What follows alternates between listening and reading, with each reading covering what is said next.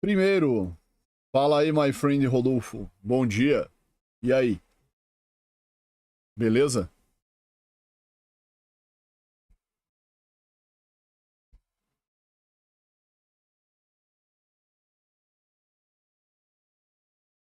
Tudo bem? Tudo tranquilo? Bom dia, Rafa. Bom dia, Light. Bom dia, galera. E aí, tudo bem?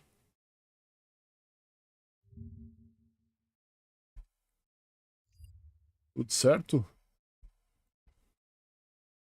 Tudo bem, pô. Atrasei um pouquinho hoje, fui buscar a mãe no serviço hoje. Ela ganhou uma air fry, mais um outro negócio lá. Aí ela não conseguiu trazer na mão, né? Aí eu fui lá ajudar ela a trazer. Vim de caro buscar.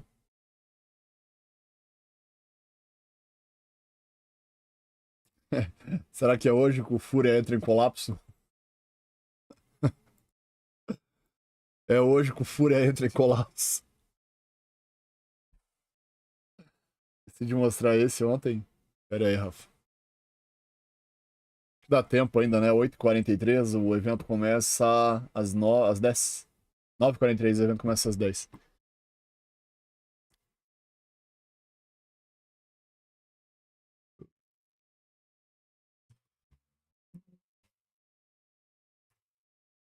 O da Gamescom sim, mas os do Xbox é hoje, amanhã e sexta.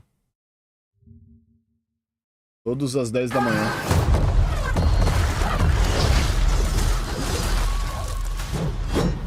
Tudo isso, Rafa. Prime Video. It's time. This world has waited for your arrival. Vamos apertar o botão.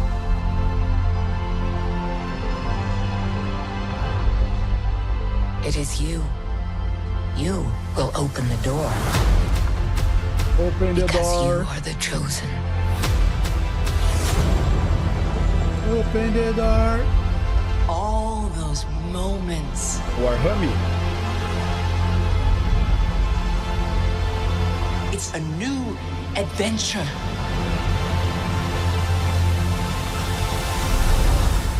Just for É aquele you. coelho que a Kevin vai estar? O que é esse Secret Level? Eu não tô entendendo nada. Tem um monte de personagem aí famoso. Space Marine? Eu pedi ele, vamos ver se eu ganho esse.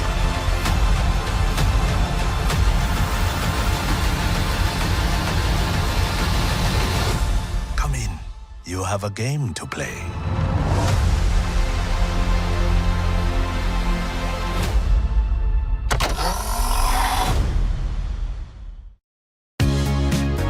Não entendi nada. Tá, o que é isso aqui? Explica. Qual que é o contexto dessa parada aí, meu? Na Prime, o que que tem na Prime? Vai ter jogo pra jogar na Prime também, que nem na Netflix? Isso? Vai ser uma parada de assinatura que você vai poder jogar também? Não captei a mensagem da parada.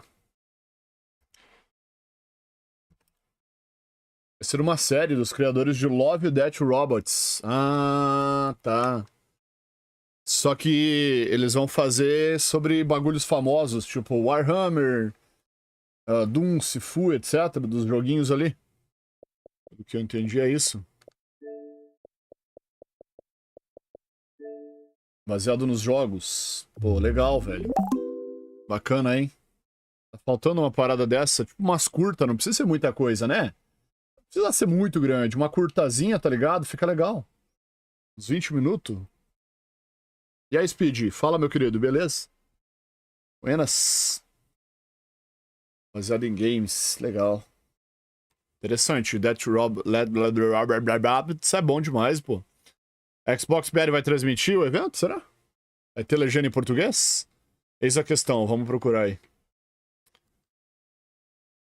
Xbox BR não funciona, né, mano? Esses caras aí, eles só trabalham quando quer, velho. Deixa eu ver. Ó. Não vou mais falar mal deles, não. Desculpa. Não vou mais falar mal de vocês, não, velho. Vocês estão transmitindo todos os eventos ultimamente. Parei de falar mal de vocês. O último evento eles transmitiram, agora também, pô. Tá bom. Tem que soltar a data do Indiana? É dezembro, não? Dezembro no Xbox e no PC. E primeiro semestre lá pro PlayStation, né? É. Bacana, né, cara? A galera vai ter jogo pra jogar em dezembro aí, pô. Foda que em dezembro eu não vou estar aí. Em dezembro eu não vou estar mais aí, pô.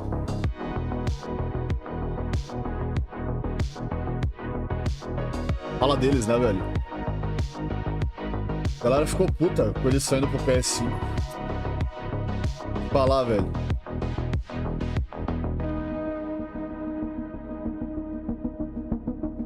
Galera é xarope demais. Mas agora, isso aí que a Light falou é a verdade. Agora a primeira pessoa é bom, tá? Porque quando era só pro Xbox, primeira pessoa era horrível. Meu Deus. Por que não fizeram terceira pessoa? Agora a primeira pessoa vai ficar jogo bom, pô. É isso. Agora vocês vão ver os caras que detonaram o jogo porque era a primeira pessoa virar excelente. Porque vai sair pro azul. Vai sair pros caras lá. É foda, velho. Não é o que eu falei, Speed. O Xbox vai virar uma publisher, pô. Eles têm tanta IP foda que eles podem publicar em onde quiser, pô. Ganhar o dinheiro que quiser e chora quem quiser, tá ligado?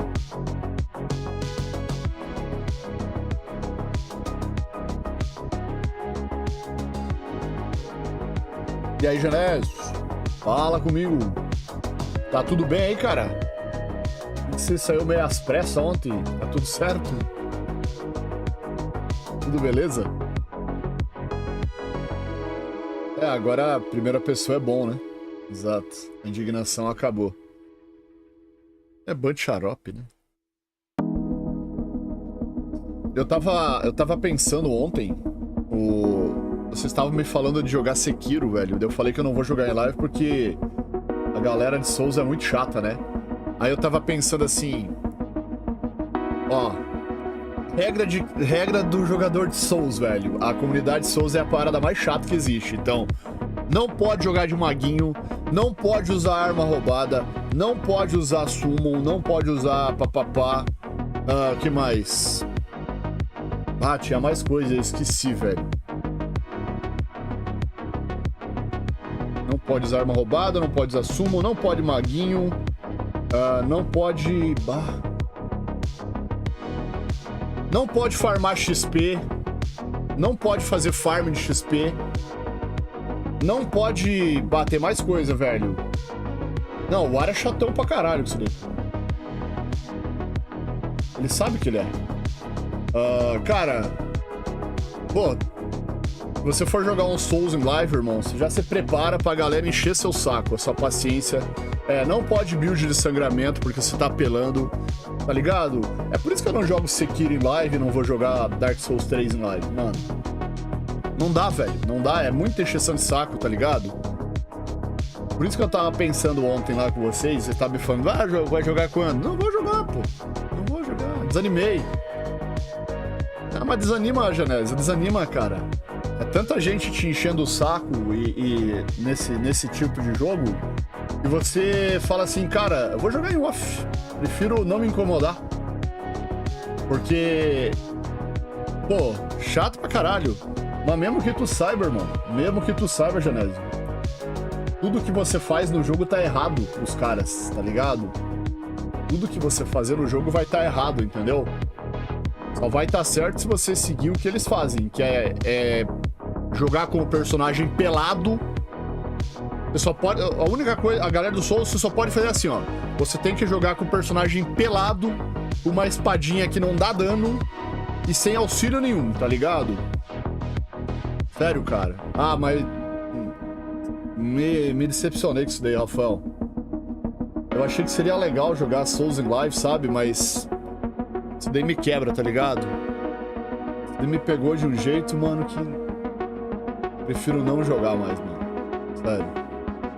Já zerei vários aí em live aí, todo mundo viu que eu zerei, mas...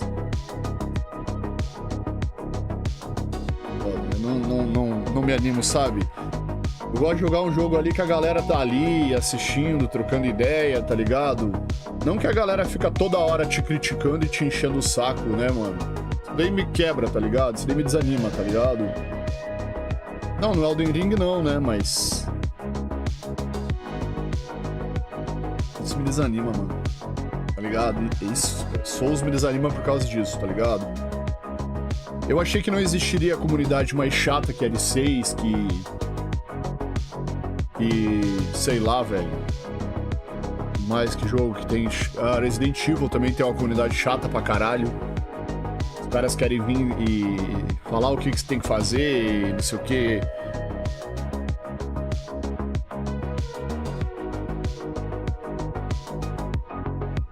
Ah, cara. Eu me desanimo, sabe?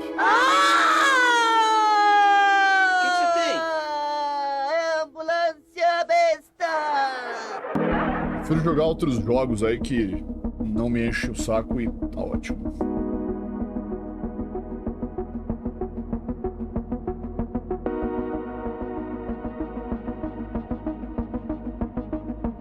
Exato, mas...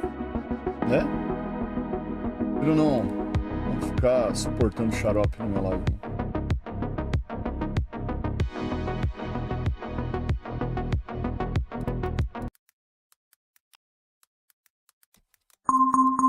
Uma ameaça foi detectada.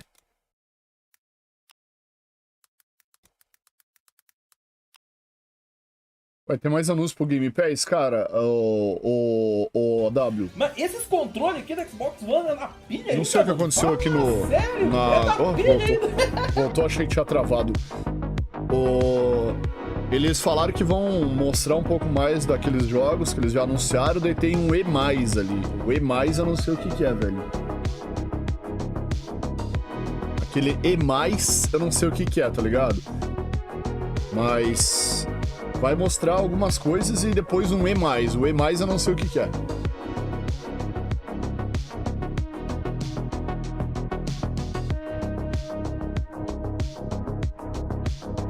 Ah, deixa eu anunciar a live, a galera acha que eu não tô em live ainda. Deixa eu anunciar a live aqui rapidão. Xbox Gamescom Day 1. Veja aí.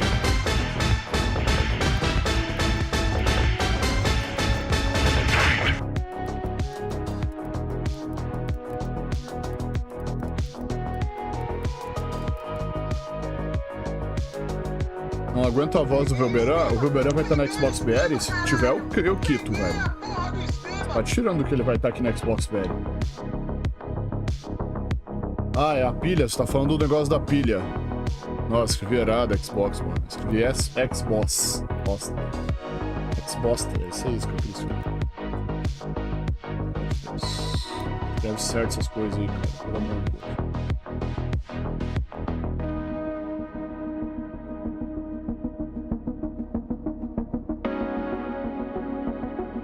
Deixa eu desligar o AD, mano, pra nós não pegar AD nessa live aí. Espera só mais um minutinho. Final Fantasy XVI.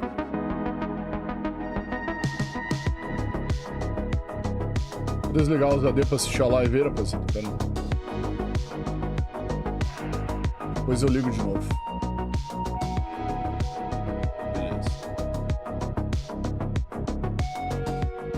Se tiver algum AD aí, vocês me avisam, mas eu acho que não é pra ter AD agora, só quando entrar na live, que daí não é eu que boto, é a Twitch. Léo, o que vocês escreveram? Eu no Elden famei pra caralho, tô forte pra cacete, eu também. Eu também no jogo base e depois no jogo... Na Boa DLC, noite! então. Jogo base, mas... Boa noite! Boa noite! Boa noite! Boa noite!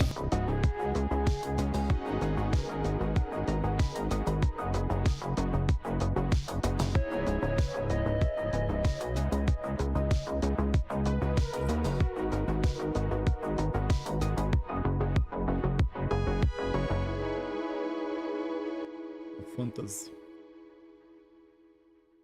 VX Boss, velho. Meu Deus. O cara vai zoar eu pra caralho, eu acho. Provavelmente.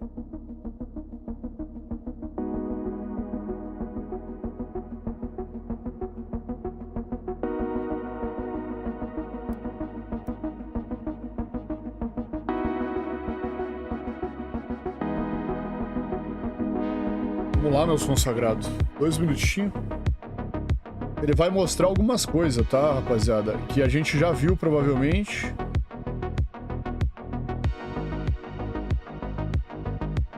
Aqui, ó. Diablo, Stalker, Starfield, Age of Mythology, Overwatch, Forza Horizon 5, alguma coisa, não sei o que pode ser. Dragon Ball, Sparking Zero, Dustborn e mais. O mais eu não sei o que é, tá? O E mais ali eu não sei o que é, então pode ser qualquer coisa. Pode ser algum joguinho novo na Game Pass, pode ser algum anúncio pra, sei lá. Não é bem essa ordem, eu acho, mas sei lá. Forza Horizon 5 vai pro PlayStation, velho, eu acho. E eu acho que o Fúria vai chorar. Cadê o Fúria? Pô, e esse chapéu aí, rapaziada? Que isso, Gus?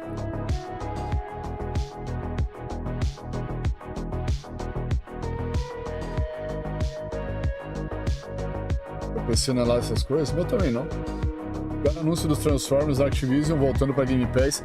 Podiam trazer uns joguinhos de volta, né? Tem tanto joguinho legal da Activision agora aí que eles têm como puxar, né? Seria bacana. Bacana.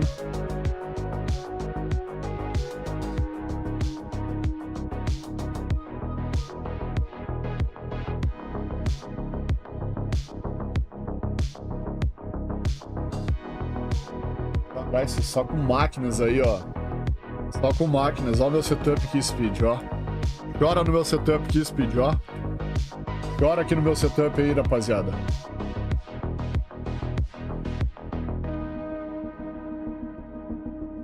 Mas é que o AW, eles não tem arcade lá, cara. Se você for ver o... aquele da Ubi e o Need for Speed não chega aos pés de Forza Horizon, então... se for pra vender, eles vão vender. Pô, olha aí, ó. Fala aí, pô. Meu Deus, ó o Fúria. Cadê o Fúria? PlayStation aí, Fúria. Ai, ai.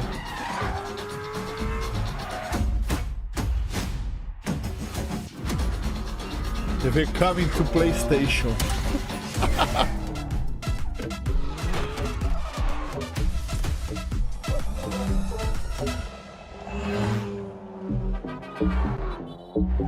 Ah, esse é o modo esconde-esconde, pô. O novo modo. É o modo novo que vai ter lá, pô. É o novo modo que vai ter lá, pô. Pega-pega, esconde-esconde lá.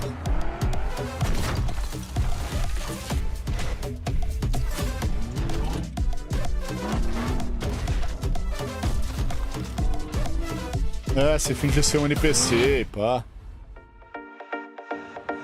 Herzlich willkommen hier aus Köln.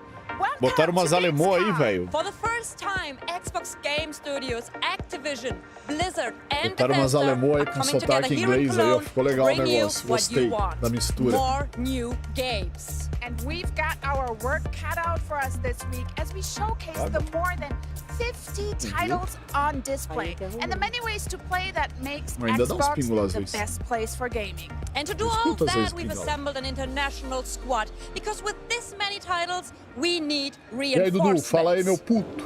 Beleza, That's right, gremista. Lena. You need Começou a agora. crack team of gamers willing to play. Pois é, and cadê a properly tradução da fan Xbox out BR over the aqui, latest cara? titles. Vamos ver. It's a tough job, but somebody has to do it. So get yourself ready for some interviews, live gameplay, and Legendas some em big português. announcements across Xbox consoles, PC, and cloud, plus all the latest titles from Game Pass and PC Game Pass. You know, in fact, Henry, we've already seen the brand new game mode reveal for Forza Horizon Aí, 5. rapaziada, tem legenda só. Achei que ia ter tradução da Xbox And remember, BR. that launches on September 10th on Forza Esse é do Horizon Forza 5. modo novo. But first, it's over to Charlie. Salemó falou 3 frases e eu entendi todas as frases dela. We've got some very familiar faces Oh, here Phil with us. Spencer. It's Sarah Bond and Phil Spencer. Thank you so much for joining us today. Aí, ó, tem First legendinha, question, tem how legendinha. does it feel to be here at Xbox's Gamescom presence? Podia ter camiseta pra vender, né, W? Eu queria comprar umas camisetas. It's been fantastic to see the fans. Quando eu fui na BGS, eu comprei uma do Gears of War. This booth, and I have no idea why we're calling it a booth, because it's not a booth. It's an entire wonderland. It really is. It's an underestimation calling it a booth, right? With experiences, with games that you can play, things you can see, incredible photo opportunities is fantastic. So to see people Sarah Bond, pouring in Sarah and Super experiencing Bond. it. And it reminds you of what makes this industry special, Yeah. which is all about celebrating games, the joy they bring, and the people who make them. It's, for us, our first Gamescom with Trazada a legenda, Activision, verdade. Yeah. Blizzards, Bethesda, Xbox all here together. Bosta, né? So there's definitely something special. All the teams have gotten together, and I think there's just such great representation. I'll also say the industry has gone through a lot of transition with our shows, and seeing Gamescom as Ah, é strong verdade, as é que o ever, evento é ao with vivo. fans, consumers coming in, Absolutely. all the Que nem creators that are gravado, here, que nem antigamente and a era, strength lembra? across Europe. Like, Da we need more of da this in the E3 foi industry. I'm gravado, glad né? Daí we're tava here tudo a supporting. legendinha. And it's just awesome to see how the Vamos ver o que eles vão gamers show up anunciar. to support Por the show. enquanto só Bigger and better anunciaram no every year. Forza We'd modo love to see novo lá. it. Before we come to the Esconde-esconde. booth, though, I actually want to talk. I saw you both were at opening night live yesterday, and there were some pretty amazing reveals É, and news Condinha. in there. So, what was it like? I couldn't get a ticket, unfortunately, but what was it like to be in the Enquanto room with botaram that um modo live novo no Forza reaction? lá só. There's nothing better than being in the room with the live reaction. Cuidado, hein, Fúria, and to cuidado, just preocupadíssimo. See people marvel at the things that are Hoje being que o Fúria made, chora. all the work being showcased, and folks put so much work into bringing Fica that forward. preocupado, não, I'd say Fúria. for me, it was really cool Pensa to see assim, ó, Game se Pass tiver gente titles on the jogando lá, show. vai I ter think mais we had gente over pra a você jogar, dozen, meu querido. Titles that are coming Você to vai Game ter que Pass in the ensinar os show. caras a Some jogar Forza, fantastic, pô, entendeu? fantastic lineup. But I was especially excited to announce that Genshin Impact is coming to Xbox. Oh, yeah, that's my one. That's Yeah. There's Ó, some Genshin pretty Impact cool aí, ó. Game Pass rewards Dia that are going to be part 26, of né? that. Nice. There's going to be full cross progression. Dia and it's 26 also ou dia gonna be on 28? cloud. So Ooh. that one was a real highlight for me because I know so many fans are excited to enjoy that on the Xbox. I love when creators are making new things, and it's you have to be really brave to come to a show maybe before you're done, show your game, get the feedback. Teams that are creating Ah, eu acho que a maioria games. dos I jogos que thought vai pra lá é os diversity of games to da show was awesome. absolutely. Da From Bethesda, big, né? huge games to smaller games, A things we've Bethesda heard não tem of, por que seen, ser exclusivo. things we hadn't heard of. Sempre foi I also have multi, to né, say cara? Genshin. We got to meet with the MiHoYo team ganhar earlier dinheiro. today, Yeah. and they had such excitement for Pelo menos their é o que eu announcement, penso, né? and it was nice to be able to O que eu support that. penso é Oh, isso, fantastic. entendeu? And obviously we can't talk about opening night live. We saw some amazing new stuff from Indiana Jones and the Great Circle as well Yeah. as that exciting release date.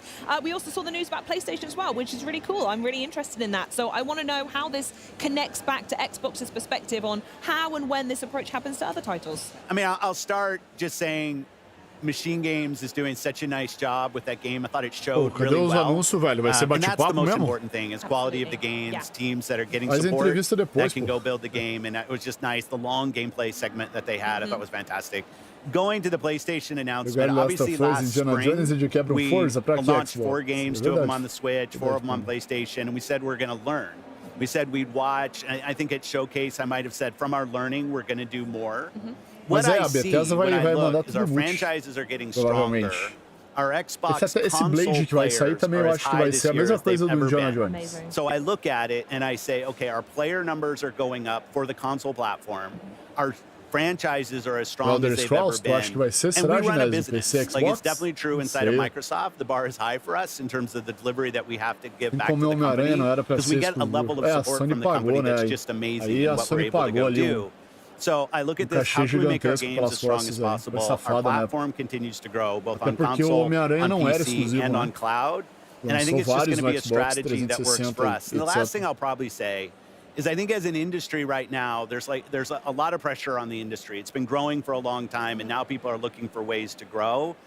And I think that us as fans, as players of games, we just have to anticipate there's going to be more change in how some of the traditional ways that games were built and distributed. That's going to change. That's going to change for all of us. But the end result has to be better games that more people can play. If we're not focused on that, I think we're focused on the wrong things. So for us as Xbox, health of Xbox, health of our platform, and our growing games, most important things. Oh, that sounds perfect. Lovely. Now back to the booth. I saw you both walking around earlier before you joined me up here, sneaking some pictures with devs at Frontier, Sega, and GSC Game World. So I want to know, Sarah, specifically what it's like to be working with our partners here in Europe, and what kind of evolution we can see from these partners. Well, the partnership we have with here in Europe is fantastic. We have over 2,000 partners in EMEA actively building games. That's a lot of emails. Cara, eu acho que a Sarah Bond é dentro, hein, pô. PC and console and cloud. Vou falar pra vocês, tá arrumadinha hoje, pô, é dentro, over 20 hein. of them here with us, here in the booth. And it's just been great to walk around, to see what they're doing. 2 Point Museum for Sega Europe. We've got the Stalker 2 team, GSC Game World, back with us, supporting them over the last couple of years. It's been a real highlight. So to get to be able to play their game again here is fantastic. We just walked over and checked out Winterborough, which is a very, very special. Essa mina aqui, ela é alemã também, se eu não tô enganado. Ela faz um programinha do Xbox. And so it's great to be able to grow here with the partners that we have in Europe. Xbox Now, amazing. And it also comes, as well as the amazing support you've got for local devs, there's such a huge play base here in Europe as well. Yeah, so what kind of special stuff are you seeing from us over here? I mean, Europe's always been really important to Xbox. It used to be we treated this almost solely as a PC show. Às vezes ela posta uns negócios e depois apaga quando a comunidade dá no meio dela. We used to kind of take E3 and just show it again. Like this was back when we didn't really treat Gamescom with the respect that it deserves. Then we were focused more on PC. Now what we find here is putting our games on PC, on console really matches to the diverse player base we see in Europe. Like some of the strongest franchises on PC are from here. You have great console support. So the most important thing for us is to show local support for creators, to put games in the hands of people. One thing that's great about Gamescom is you can come and you can play the games. You can feel what it's like to play Stalker or Vessel of Hatred from Diablo. Like you get your chance here. And I think that's something special about this show, and it's so accessible to so much of Europe. I just love that we support it the way we do. Yeah, absolutely. And with the sheer scale that it demands, as well as you were saying earlier, Sarah, absolutely. With our little city here. Yeah, the little city that we're building. We're the mayors. So I want to speak a little bit more on hardware, as we've gone over it a couple times here. Since I've not spoken to you since the showcase, Apple, which is criminal in and of itself. But we saw the 3 new options for the Xbox Series X and S. So I was wondering if there's a little bit more information we can share. Well, pre-orders are starting today. Yes, Sarah. All right, get yours in. Ó, os 2 We're launching terabytes aí, ó. October 15th in select markets, and we also have some very cool accessibility options, which we're going to be talking more about later today. And for holiday and the rest of this year, some very cool console wraps that you can get to adorn your console as you may choose. Christmas list sorted then. Thank you very much, Sarah. Okay, console options done. We're going to hear they'll be coming just in time. A mina tá entrevistando, porque essa mina, ela faz entrevista. Looked so good last night in the show. Yeah, oh my goodness me, it was just silence. Mas é 15 de outubro, pelo jeito, final do ano. Fantastic. Talking of games, I do want to know though, what are you going to be playing? Is there anything you've got your eye on? Last year we spoke about Brotato, and I wanted to give you an update, and everyone at home that I have now 100% in Little Kitty Big City. It is quite possibly the greatest game of all time. But yeah, is there anything on your backlog that you need to catch up on, or anything coming up soon you want to dive into? Well, the Game Pass mas não vale a pena pegar console. Irmão, eu sou consolista, rapaz. Extraordinarily long. And it's Sempre tem alguém que fala assim, mas não vale a pena mais pegar console. Irmão, eu sou consolista, caralho. Respeita, porra. Flight Sim 2024, Sempre tem um Zé pra mandar essa. Black Ops 6, of course. Indiana Jones, Stalker 2. Like, it's all like, what, every month there's something pretty amazing. It's a lot of games. There's a lot of games. There's a lot of games around here. O SSD tava barato lá na Gamescom. Barato que eu falo, tipo, pô, comparado ao que... Comparado ao que era, tipo, ele era 1.400, né? Tá lá na Gamescom tava em promoção por 900. Bacana. In their world, and then Sempre alguém que você sempre aparece saco cheio. Yeah, very good. We'll have to do it for that one. That sounds great. Yeah, love it. Perfect. Phil, anything for you? Well, P3 on Xbox Live, people can see what I'm playing. A lot of Diablo 4 right now. My rapid fire rogue is L100. All my glyphs to 21.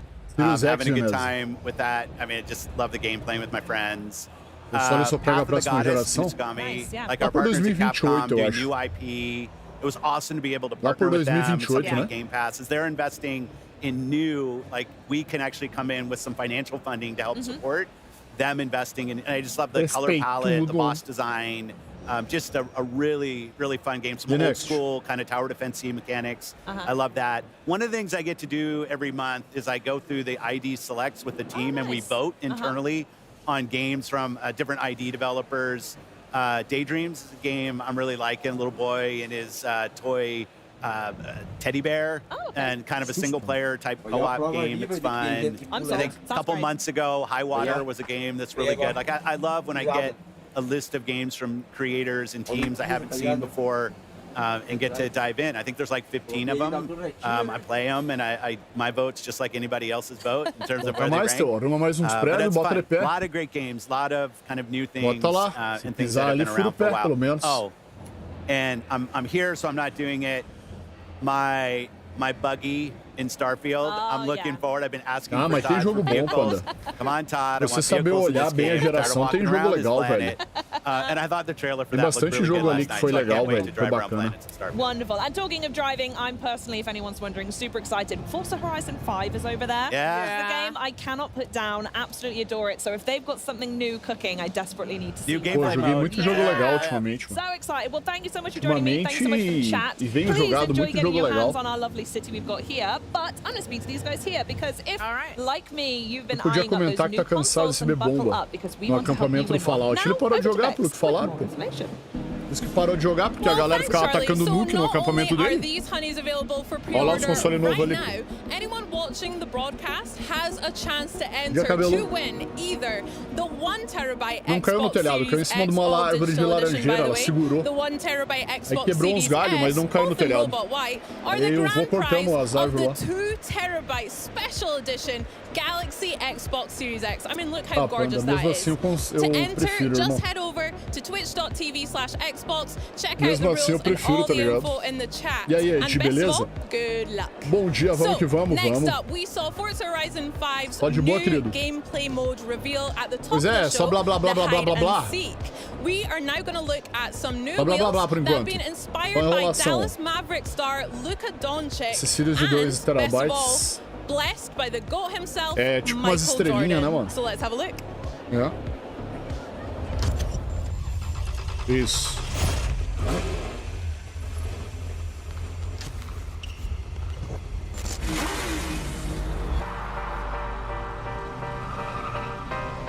Ó, o Doncic aí, ó. Luka Doncic. Ó, o Luka é assim.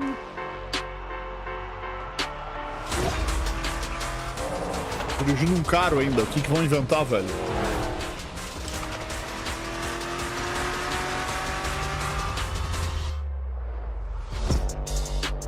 Alguma DLC.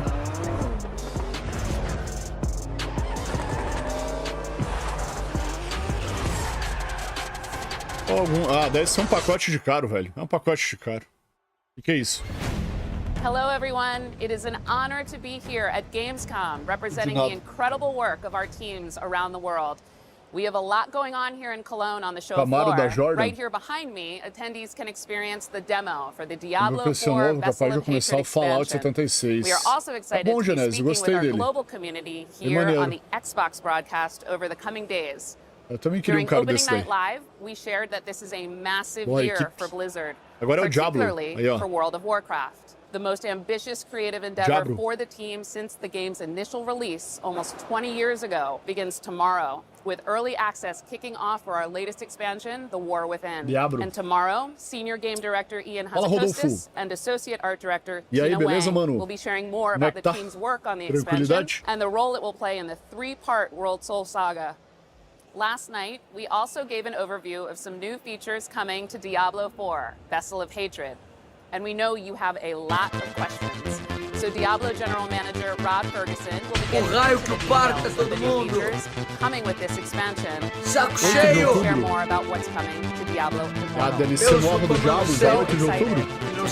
Gamescom with Xbox and with all A moça tá emocionada, velho. Olha ali, ó. Very best when we share our experiences. And on behalf of everyone at Blizzard, Caraca, thank you a mina tá for quase being a part chorando, of our legendary worlds alongside us. Vem aqui que eu te Before I go, I want to dou leave you with abraço. a parting gift from the Overwatch team.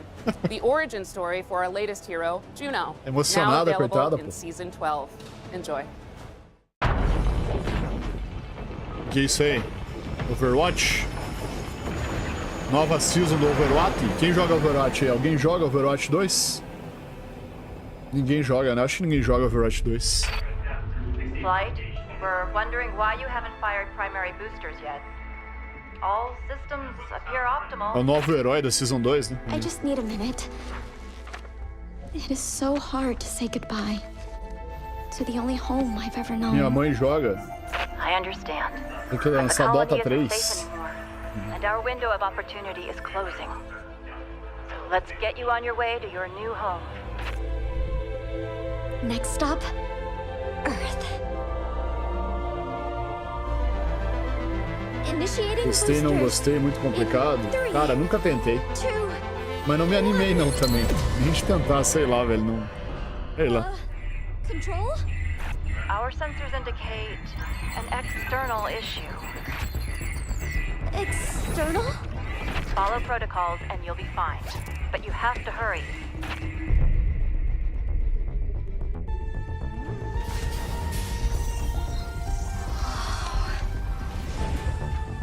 Assisto SFM de Overwatch. SFM é campeonato? Careful. I'm going to find a way to save you. Uma mocinha? Tu viu o operador novo do SEG? Não vi, mano. Que isso aí, Rafa? Isso deve ser hentai, velho. Tá me enganando, velho. É um operador cadeirante. Caralho. Mas ele usa o quê? Alguma coisa biônica? Alguma coisa mecanizada, mano? Don't panic. You're okay. I am definitely not okay. Overwatch 2. Why did I think I could do this? Juno, I believe in you. Meia-noite eu te mostro. Que isso, cara? Eita porra! Que isso, ao vivo é, Rafa? Que isso? É louco, o que tá acontecendo aí, cara? Quero ver não, velho. Esse é você fazendo um cosplay. O Dodô também quer ver, Dodô? Um dia fera. Caramba, velho. Meteu essa ao vivo, né?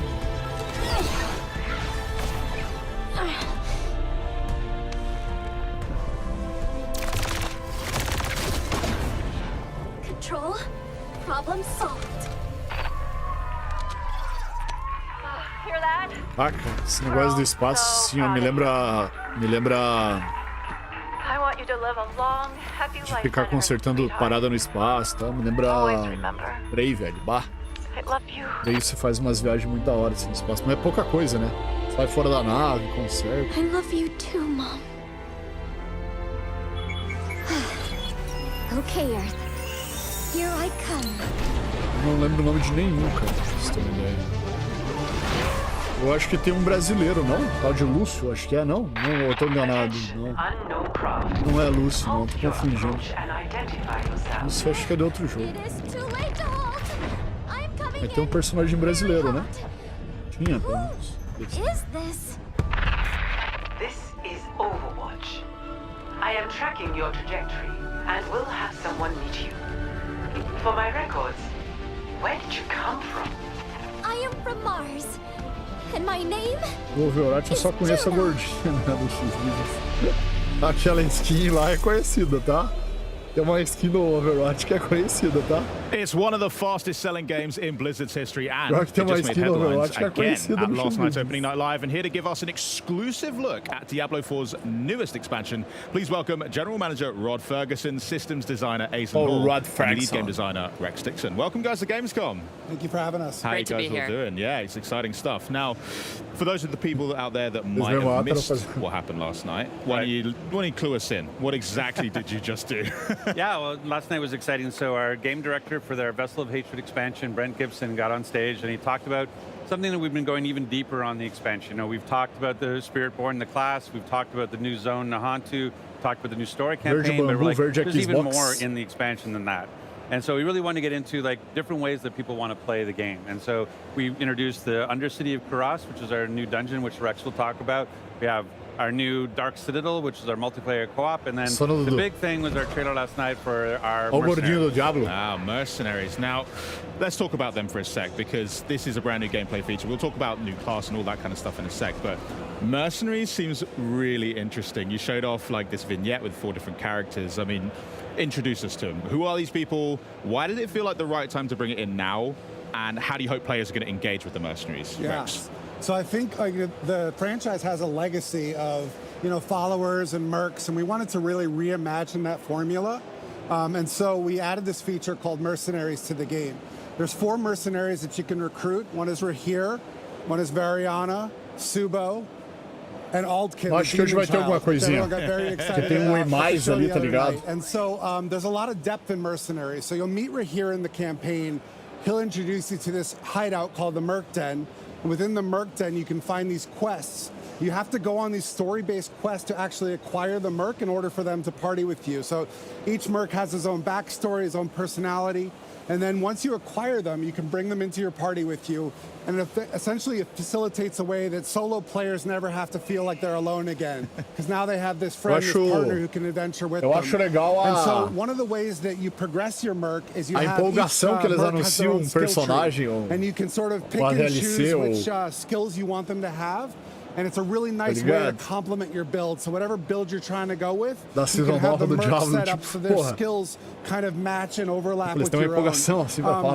We also have a system called Rapport. The more you work with the Merc and the more you adventure with them, the more they can sort of give you more benefits and they can kind of grow in power. And so once you go back to the Merc Den, you can actually get custom rewards that you can only get by progressing your Merc, building up that rapport in order to access these really awesome rewards at the end. And then, so I'm going to have to be best friends with a demon child if I want to see the good stuff. Absolutely. All right, I'm in. And then this last feature we have is called reinforcements, where let's say you don't want to have a Merc in your party all the time. You can actually say, when I use this skill or perform an evade or something like that, I want this empolgação deles assim. Jump on the field, perform an action, and jump back out again. Peixe, né, so there's a lot of depth, a lot of fun, and some great storytelling in the Mercs feature. Just to check, so Mercs, you can equip one at a time to complement your character, but you can access all of them and try them all out, see which one works best for you. Correct, and you can mix and match your combos, so you can have 2 Mercs, and one is your main Merc and one is your reinforcement. And if you're in a party, the party leader can bring a Merc with them. Sick. Yeah. So 5 things happening, because there wasn't enough on screen already. I agree. Yeah, great. Well, have you got any particular favorite Mercs that you like playing alongside? For me personally, Rahir, because Rahir's a dad, and his daughter is introduced in the campaign flow. And so I kind of like associate myself with him because I'm a dad as well. I got 2 boys. Right. Dá pra ver pelo que ele but fala, also, né? like, I have a problem when I play Diablo, and I'm always speccing into damage and DPS. Dá pra ver pelo que at the expense of my pela defensive empolgação que ele so fala. Rahir has this buff called resiliency, which actually increases your armor, increases your defensive buffs. And so I actually rely on that to stay alive when I'm playing the game. Nice. Aizen, how about yourself? Yeah, I absolutely love Variana. Tem uma comunidade She's muito just totally gigantesca, tá wild. ligado? She's a butcher who's also a former cannibal, sei which quem is que just falou, crazy. Diablo And I love playing flopou aggressively. nada, You know, mano. I love building momentum and moving Esse jogo forward, aí tem uma comunidade She has a gigantesca, kill streak irmão. mechanic, and that complements that very nicely. Não é porque tu não joga ou que a galera não joga que o jogo I think it's flopou, such a irmão. unique character in our Esse jogo world, aí and ele that tem uma explosive a power, comunidade de Diablo é the fact gigantesca, that it has irmão. the sort of the 2 sides, the human muito side and grande. the demon side, is really cool to Eu acho sort of engraçado quando os caras complement bostejam the isso, tá variety ligado? on the battlefield. Okay, well, you've picked 3. I'll take the one left over. It's Subo. Yeah, I'll pick Subo. I mean, who doesn't love a drunken archer, really? I mean, that's Exactly. You know, Thank you. Well, that sounds like a lot of fun, but now, as promised, why don't we cover some behind-the-scene looks at the making Aí vai lá Diablo 4 bacana Vessel que nunca Hatred. jogou, Check this out. testa e... que mecânica mesmo. Exato. E aí, Yubi? Hello. Hello, my friend. How are you? I'm fine, In bro. Vessel of Hatred, we travel south to Nahantu, a region with both deep ancient jungles and vast sprawling plains. It's the last stretch of land in Sanctuary's eastern continent, and we packed it full of experiences for every type of player. Gostaria de ganhar a jaquetinha do Diablo. Olha aí, ó, there's a jaquetinha whole do lot to Diablo explore 4. under the dark canopy of Nahantu. Vermelha, ó. Legal, né? Nahantu is the southernmost region of the eastern continent that Diablo 4 has been taking place in. It's the last region that we haven't visited yet so far in the game, but it is one that we've been to before in Diablo. There's lots of new areas. We have 6 in total. 4 of them are jungle themed, and then we have 2 that are Red Rock Canyon, but each one of them has their own unique identity. When you first arrive in Nahantu, you're in this place called Lingering Hatred. This is high treetops canopies where you're almost walking amongst the branches high above the jungle floor. Imagine a thick canopy that the light is just barely poking through. The whole area has been infected by this thing called the Hollows infestation. The Hollows are a new enemy that's associated with Mephisto. They themselves are kind of like a tar-like substance creature born straight out of the depths of hell. It feels a little twisted. There's a sickness to the area itself. Humans have ventured into this deep part of the jungle where there's all this poisonous plants and flora. The dregs actually started experimenting with eating these hallucinogens, and it put them into this aggressive psycho rage. The dregs were pretty fun because we were able to push more variety in the monster family. You have one of these tall dregs and then half of a body of another dreg on top of it, kind of controlling it and telling it where to go and tossing poisonous bombs at the player. When you come across it, it's very memorable. And then we've also got the area of Tenganse, where you've got the Tenganse Plateau, Todo personagem novo eles cobrarem vai ser difícil. Essa DLC vai ser a cobrada, é a de outubro, né? Above the land. Essa vai ser a que vão cobrar? Have pockets inside where monsters could live.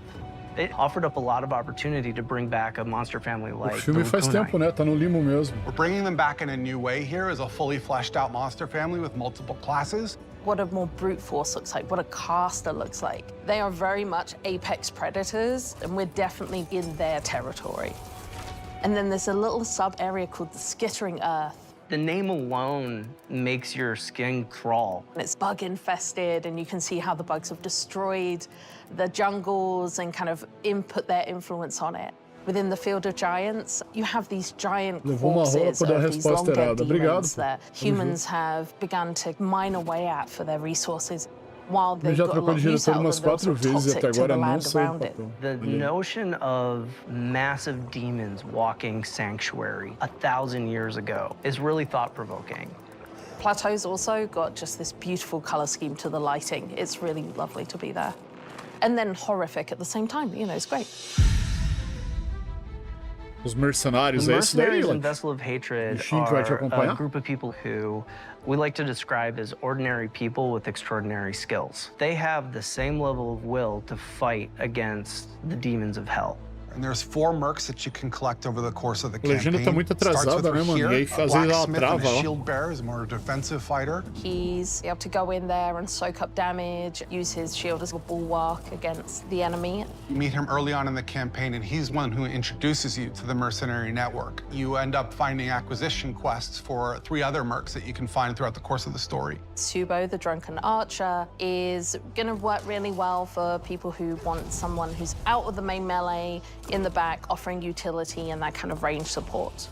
Then we have Ariana, a Berserker Crone, who's a melee combat fighter, close range. She's got a really cool combat meter, a massacre meter, where you need to keep killing enemies to get the meter to be filled. She's got a bunch of really interesting utility skills that you can kind of build in. Finally, we have the demon child Aldkin, who's a magic user who can transform himself from human form to demon form and join you in combat. There's this really great reinforcement ability where you can take one of the mercenary skills and attach it to one of your powers so that when you use that skill, it calls them in to do a specific skill. With the mercenaries for Vessel of Hatred, one of the things we are expanding on is the skill tree.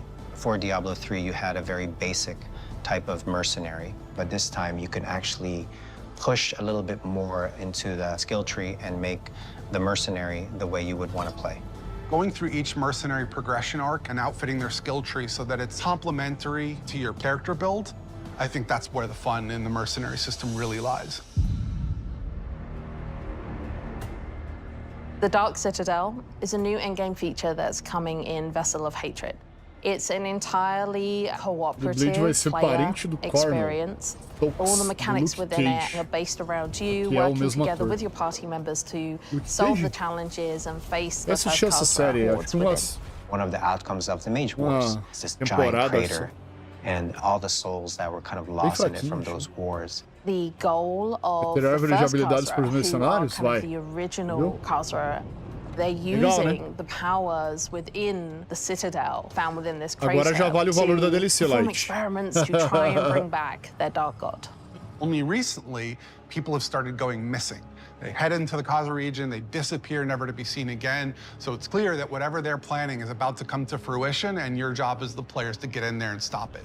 Citadels are a place where we take what is the best part of Diablo, combat, and we test it in a different way, which is adding in cooperative mechanics that you have to manage on top of that. For example, a boss has an attack, and as a player, you have to collect an item that allows you to reflect the attack back at him. So there's a little bit of a Twitch-level mechanic there where you actually have to time your reaction shot. What's interesting about it is when you get multiple people in there, we're each responsible for reflecting that shot once, so we all have to sort of master the timing of that move. You can't do that kind of thing without coordinating as a team, and that's sort of the example of what Citadel gameplay feels like. When designing the Citadel, we designed a lot of really cool bosses. And so one of the things that we did is we took that design and made like armor sets for each of the classes. That way you feel like you took their armor and you feel like you're wearing a little bit of them after your victory. We also have a currency that's dedicated to the Citadel, where as you play through, a vendor can be interacted with to buy custom uma coisa que não tem como reclamar é as skins do Diablo, né? You can play with Os caras sabem fazer skin, né, the velho? ideal Vai se experience fuder, is for 4. In order to facilitate that, we've built an all-new Party Finder feature, and the community has been pretty vocal about wanting this for a long time. It made a lot of sense to us to pair it with this new Citadel mode. It really is an activity that's geared towards people who love to play together with their friends or with strangers and enjoy that cooperative gameplay. Sucesso, né, velho? I cannot wait for players to get into the world. I'm really just excited for people to see all the little hidden storytelling elements that the team has fit in. So there's interesting things to find and see and discover around every corner, and it's just a really great experience getting to explore Nahantu. É, cara, essa skin eu lembro. E vende, tá? Vende. Sabe que é louco pra tudo hoje em dia? I mean, Party Finder, that is a fantastic idea. I mean, the amount of times I log on and a buddy's not there or whatever, now I can fill that gap. And who needs friends anymore, right? So, there was a lot in that. I want to talk specifically first about the Dark Citadel, because as a guy that's into his endgame activities, that's a really creative way to bring players together and actually work things out. So tell us what actually will players have to do inside Dark Citadel to earn some rewards, get through it alive. So it's really a unique model for us. And again, Dark Citadel is built towards endgame. And we're doing more in Vessel of Hatred to push players through the campaign and then into the endgame, where we think some of the best content is. So Dark Citadel will require at least 2 players to get through, and requires a lot of communication between players to overcome challenges. Foca no evento, esquece o Flamengo. Every week there's going to be updated rewards, so there's always a reason to go back and do it again, because there's going to be some new stuff in there, including one very big fan requested feature, which is our scroll of retempering. So no more break items. You'll be able to apply the scroll and get all new tempering charges on that item. So I know everyone's very excited about that. And Dark Citadel is the best place to go to get that. Excellent. Well, there is a lot in that, but it isn't the only thing that you're launching on October 8th. So what else we got to look forward to? Yeah, so on October 8th, we're also going to be launching Season 6 alongside Vessel of Hatred. And Season 6 is going to have a ton of content that's bespoke. It's totally separate and unique to Season 6, and it's going to be free for all Diablo 4 players, which is awesome. Nice. We're going to be talking a lot more about the details of the content of Season 6 in the coming months, but there's not going to just there's not going to just be new content coming in Season 6. Alongside Season 6 and Vessel of Hatred, we also have major character progression updates coming to Diablo 4. I'm going to have to ask for some specifics, surely. That teases me too much. What else you got? Yeah. So if you're familiar or you've played Season 4 Loot Reborn, you know we did a lot of itemization changes that kind of fundamentally altered a lot about how you're playing the game and how you're getting rewards. The scope of the character progression changes that are coming in Season 6 are, it's the same. Like, it's the same grand scale. There's a lot of changes coming to character progression, a lot of improvements coming. I'd love to talk a little bit about the goals and also a little bit about some Paragon changes that are coming with the character progression updates. Yeah, so really when we were thinking about these changes, we took a bird's eye view and we wanted to think about how can we make put the power in the player's hands of how they want to interact with the challenge that Diablo 4 provides in the game. We wanted to make sure that you could opt in to your challenge level that you're comfortable with, so that you can set your own pace in any activity throughout all of Diablo 4. Testando, pô. Na Gamescom que eu e o Azato fomos, a gente só jogou jogo indie lá quase. If you've played Season 4 Loot Reborn, you've played some in Season 5, you might be familiar with the Profane Mind Cage. That's an item that allows you in the Hell Tides to up the level of the monsters, up the difficulty, but you get more rewards as well. And we've kind of applied that philosophy throughout all of Diablo 4. You can kind of opt into your own challenge and then get more stuff because of it. Bonita, né, cara? And then alongside that, we also have a lot of changes coming to Paragon. We wanted to add depth and choice to the Paragon system, but we know that it's pretty daunting for some people, right? So we wanted to make sure that while we were doing that, we weren't increasing the complexity, right? We want to make sure that it's still very, that it's an approachable thing, but there's a lot of cool stuff you can do with it. And I could go on forever and ever and ever about this for hours. But we're going to have a lot more details in a developer live stream on August 29th. We're going to have a campfire chat where we're going to be talking all about the specifics of these things. Awesome. I'm absolutely buzzing to see it. I mean, the best way to phrase it is like what Season 4 did to lose Season 6 will do to progression. Excellent. And the thing too, but just go back to the Party Finder, like there's things that people look at, like what's part of the expansion, what's not. Party Finder is coming to the game, not just to the expansion. So, great. And what's great about it is not only can you access it through the social menu that you can see, or you can access it through your remote wheel, you can actually access it from the map. So when you say, oh, I'm going to go do this dungeon, you can say, and list it as a party that people come join me in this dungeon. So it's a feature that's going to apply to the entire game. Excellent. Yeah, and I should also mention, in addition to Dark Citadel, we have another mode that we're bringing to the table, which is called Undercity. And Undercity is a time dungeon where you want to beat it before the timer runs out. And that mode has modifiable rewards. So you get these things called tributes, and depending on which tribute you use, you can modify and scale your rewards with the difficulty. It's a really cool mode. We're really excited. And one of the reasons we built these two modes is this concept of new ways to play.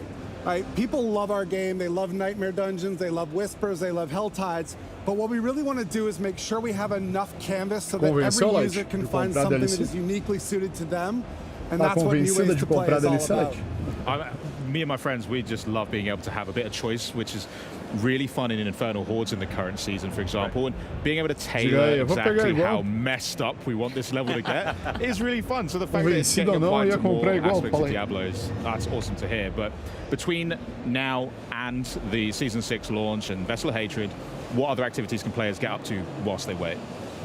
I mean, really, just jumping into Season 5, you know, like you were talking about, Season 5 continues the pace of Season 4. You can level up really fast. It's very exciting. The Infernal Hordes is a great new mode. Which is like, you know, it's basically sort of a horde mode where wave after wave are coming after you. You can go and fight the Fell Council to get your rewards from that.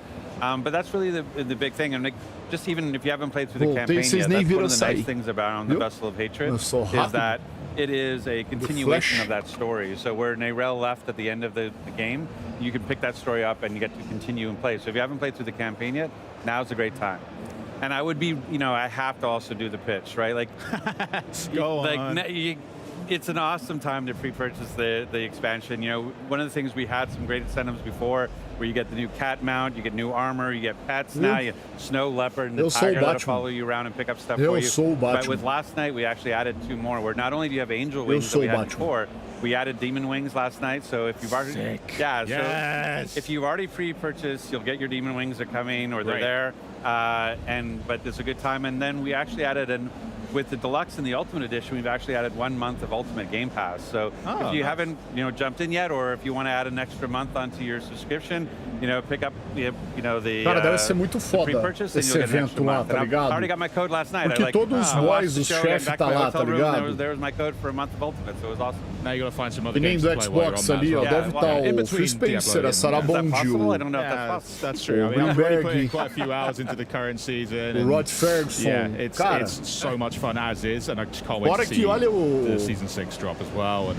Vessel's looking great, new class as well. Olha o evento lá atrás, lá, I don't know velho. what else I'm going to play in the meantime. You guys have just killed all my Veio friends. de estação de jogar lá, e tudo jogo famoso, We have a né, demo cara? deck on the booth here.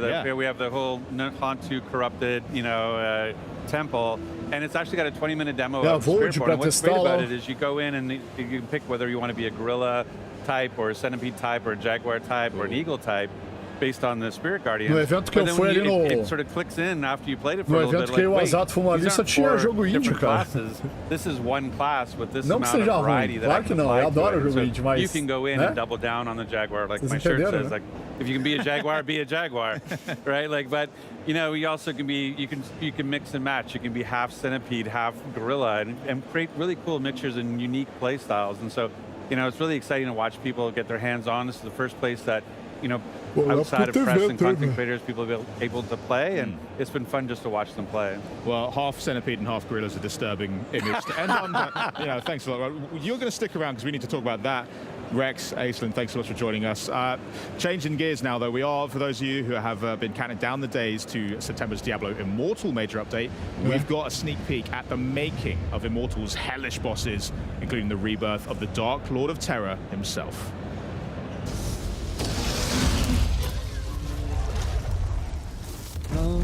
These are unspeakable horrors that you are fighting. Our boss experiences aren't something that you can get in any other game. We are giving players this heightened sense of horror. We have to deliver the player with experience that they're the hero. I think the spectrum of bosses that we have definitely hit everybody's personal horror stories. So we're like 50 bosses now. Some of our bosses in Immortal are incredibly deadly. And we're really proud to be able to actually have the ability to bring Diablo back into our universe. Everything that Diablo does, everything that Diablo says needs to be unnerving, terrifying. It is going to be a very, very difficult battle. The music changes, the environment changes, and all of a sudden, you have to fight for your life.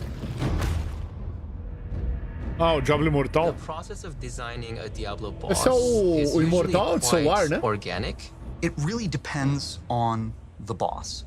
Sometimes it starts with a cool mechanical idea. Sometimes it starts with kind of a narrative germ. The story team is going to have a lot of say in terms of like, what is the fiction behind the boss? And so what is the feel behind the boss? In some zones, we are going to lavish incredible build-up on a boss, especially the final boss. In Tristram Cathedral, before you fight Albrecht, the first Shardborn, there's a whole quest line that has you exploring the ruins of Leoric Manor and learning about his past. And so at the end, when you face him, there's this context and kind of a richness to the things that he is saying to you. Your flesh will hush the voices. That if you are paying attention to the dialogue, will maybe resonate a little bit more emotionally. Do you see how much stronger I've become? Eita porra. Lembra do primeiro Diablo, a mãe pirava. Ah, imagina. And how they feel the battle should Fala pra tua mãe aí que você vai jogar then Diablo they get pela all vez. that together and then it gets passed off to art. When it comes to designing a Diablo boss, there definitely is a long list of visual elements that we go to. Spikes, demon horn, PlayStation 5, rotten né?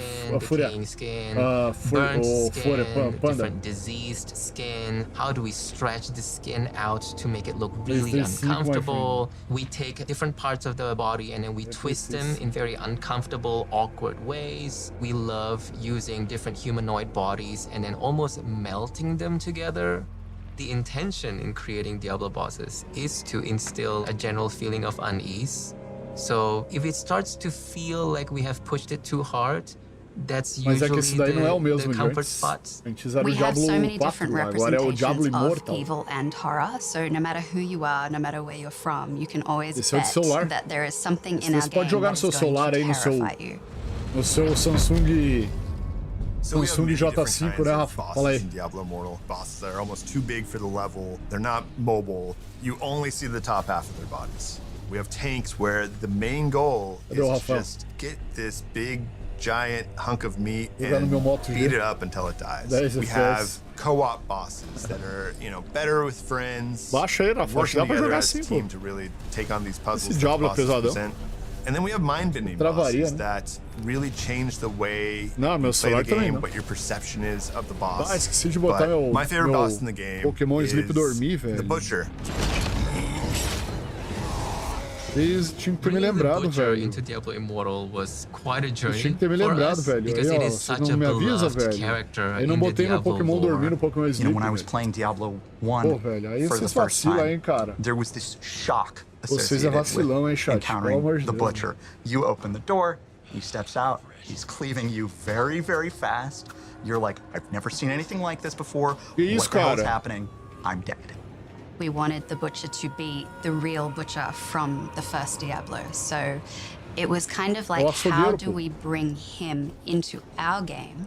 And what can we make more special about this particular encounter? Our Butcher is super intimidating. He's a gigantic boss, towering above the player. This is the Butcher that was basically too angry to die. He's just shoving his guts back in. He's got the chain that he throws. He's got the rush, he's got the fire coming out of the ground, and it's just a fun, nostalgic fight.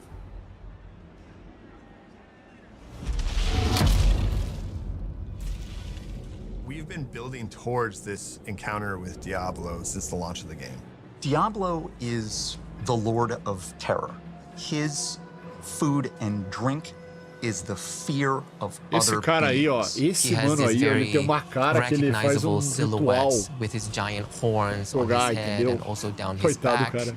He has this very intimidating smile that is signature to Nada Diablo. A ver, né, mano? Diablo having a World Stone Shard means he's entering the nuclear age.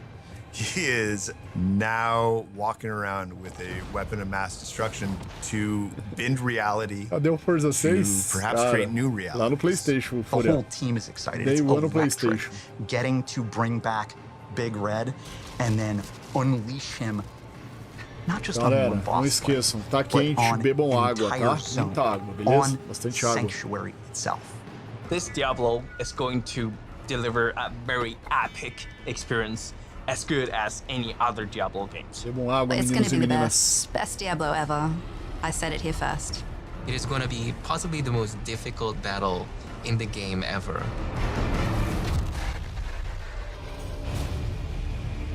Quero sopa, tá frio aí no Rio Grande, Dudu? Tá frio, Panda?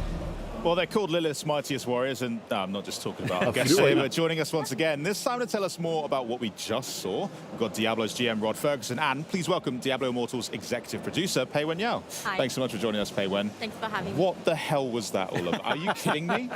That's got huge implications for the lore of Diablo, because you're bringing him back. Yeah, well, I don't think everybody really knows what Diablo Immortal is, really, so let's start with there. Okay, fair. Like, I think Diablo Immortal, the way to think about Diablo Immortal is our free-to-play offering in Diablo. Como é que é o nome daquela asiática? Eu gosto de asiática. Where the players are, and we were like, okay, not everybody is part of the mainline Diablo 4 world, so this is a way to reach players where they are. And so we have this great free-to-play, huge campaign, over 11 zones. You get 8 classes. Sexta marca chuva aqui over the também. last 2 years. Best class. The best, não é Lulu best daí, class. With Blood Knight and the Tempest, our new classes. And so it's really an exciting time. And so the story, the campaign, which is, again, over these 11 zones, is basically you're working with Deckard Cain to get this demon Skarn. Now, what's happened is that this takes place between Diablo 2 and Diablo 3. So that's why Deckard Cain's still alive, and we're able to bring Diablo back. So it's a really exciting time, and this is what this whole year has been leading up to. This is the year of the Age of Unmaking. This is the return of Diablo, and they've been building towards it for like over the last couple of years now. Yeah, totally. I think, you know, you can tell Diablo is Como é que é seu very nome, meu amor? character in the Diablo franchise, and we have that on our splash screen all the time. So Deve ser chinesa. but Pelo nome é this is chinesa. truly the most important chapter of the story. Manda. Se tiver algum trailer legal, a gente manda lá no Diablo grupo, is ó, very beleza? significant because it's one of the original eu adoro you know, asiática, velho. One of the three prime evils. Essa aí me cairia bem I pra think in the caramba. history of Diablo E story, provavelmente ela é uma velha com dinheiro, tá ligado? É uma tiazona com dinheiro. has this reputation of corrupting Aí, people's pô, minds, cairia bem pra corrupting caralho. humanity, and twist people's Tem muito minds. cara de ser uma So sugar when mommy. it comes down to the word, that means something is really going down. So what does that mean for the people who are here at Gamescom? Adoro. Do they get to experience that now, or what experience have you brought for them on the booth? Yeah, so, well, first of all, we're really honored to be here, Gamescom. Like Rod mentioned, Diablo Immortal is our first take of Cara, mobile o que me version of assusta, Diablo Renan, on the phone, on deixa the eu te falar o que tá me Our assustando. mission is to reach more audience, Ó. and that's why we come here at Gamescom. Today we brought into É, a beautiful O que me booth assusta, right velho, here. é o seguinte. This is, Esse one of evento the most hoje é pra falar de important Diablo, content and gameplay in our game called the Stalker, Hellcry Starfield, Boss. Age So of Hellcry Boss Mythology in our game is basically e mais um monte de it jogo, represents velho. your Meu Deus, vai acabar às power, 3 it da represents tarde your essa power progression, porra. because all those bosses are your power gates. Uma You have hora to só de beat them Diablo, e aí in no order outro to get to jogo? the next difficulty level. Caraca. So as you go through the game, Meu you will Deus, feel velho. you're getting stronger, and you're going to more difficulty level. You get more stuff, the loot and the dungeon and the zoom. É. Most important thing Vai about acabar na Diablo hora que Immortal is that we want to o outro create time lá this elimina o Flamengo lá, pô. Como é que é o nome do time lá dos caras, lá da altitude lá, velho? So for Hellcry Boss, you can Da actually altitude bring, de you La can either Paz. play a solo, or you can bring your friends Lá, over os there. caras da And that's what we bring Bolívar. here. We built a Os meninos tournament da altitude that de La 4 Paz, players pô. come in to the booth and they can play, and you can just rank on the leaderboard and get awesome rewards. Yeah, you have to beat two bosses, so there's like the two phases. You have to beat 2 bosses, and right now the fastest is about 2 minutes 45 to get through. Olha que da hora, bigodão, ó. Yeah, absolutely, absolutely. No, I know you play a lot. That's good. But anybody can do it. But it's really interesting, like that what Paywan is talking about. There's been over 50 bosses made que da hora, for these bigodão, pra vocês, Hellcry é. bosses, and it's really exciting to see. It's part of the progression, so it's always fun to have these new and interesting and different types of fights to have. And the fact that it's on mobile, but also on PC, like you can play free to play on PC today, and it's a great experience. So players at home can also still experience the Hellcry bosses right now? Or Yeah. Same content, same game, and cross progression, cross play. So tell me about then the build up to Diablo's return. What can players expect to, what kind of content can they get into right now and in the lead up to that content dropping? Yeah, so next few months is going to be, like I said, it's going to be the most exciting story chapter of Diablo Immortal. It's going to divide into, like the main quest line, the storyline is going to divide into 2 parts. So we're going to keep some in the future, but the latest one that is going to come up is in September. It's a release we're going to call, we call it Crucible of Justice. This is where the story, we're going to review a very, very powerful weapon. It's called the Eldrim. It's a holy sword. Eu botar esse And the bigode. player's gonna go through Aí vem the bosta na mission, minha the live e quest fala assim, ô meu, purify that sword, levanta a and mão that em sword direção is à the secret câmera aí. weapon Que nem tinha uns bosta que vinha antigamente pra tentar fuder com o cara. Levanta a mão em direção à câmera aí. The ritual, I think if you play Diablo Immortal, Aí já pensou o cara de bigode levantar a mão na direção da câmera, meu amigo. You play the hero, you save the century, you save the humanity. Cara, But the clipa e aí, century is abraço. corrupted, it's dark. And that darkness casts into players as well. So Bolívar the vai meter ritual of 5 a 0, purifying this igual o Eldrim suco is del Vale. actually a symbolic move of player that they willing to sacrifice themselves for the humanity, and that they want to prove themselves to be worthy to use the Eldrim, the holy sword, to kill Diablo. So that is the first part of the September release, and then we're gonna save the second part to the December, our holiday time, and we're gonna release the second part, which is the most exciting part, that you finally gonna face the Diablo. And with the Diablo boss itself, we also introduced an amazing zone. It's called the War's Crown. Zone is one of our very, very important content in the game as well. It's beautifully designed. Not traditional concept of beautiful, but it's... I don't think I've ever heard the word skin used so many times. I'm a little concerned, but I'll trust you guys. It fits the word. sword. It's beautifully designed. It's very dedicatedly, you know, created, and it's icy. It's barren, and it's that way is because Diablo travels through that continent and transformed the place. So it's like very depressing. You know, all the cast coming down to the earth. Well, that's why, you know, players are here to save the world. Yeah, and when player travels through this war's crown, you're gonna encounter a lot of enemies. You know, you're gonna defeat them. Eventually, you're gonna encounter Diablo as the final boss. Yeah, I mean, you know Tyrael. Like Tyrael is like, when you think about like recognizable characters in the Diablo lore, Tyrael, the Angel of Justice, is one of the top ones. And so this is what's really neat about the story, is that it takes Tyrael's sword, Eldruin, and that's the sword you have to use to defeat Diablo. And so that whole idea of, hey, while I've been fighting Skarn and getting these World Stone shards, I've become corrupted and I have to get purified over in the Cold Isles so that I can actually be worthy of this sword. And taking that sword and then being able to use it against Diablo is just a really cool moment. I mean, you said in the video as well that this fight with Diablo will be the toughest fight players have ever. I mean, is that true? What are you possibly throwing at us? Because you also just showed us like a 20-foot butcher. So, well, I mean, what's Diablo? What's he going to do to us?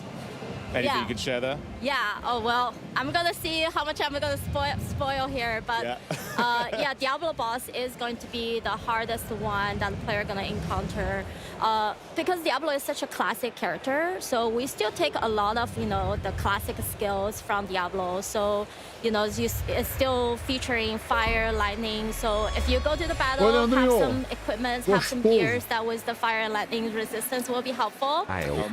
Yeah, and because you're bringing the Eldrim to the battle, right?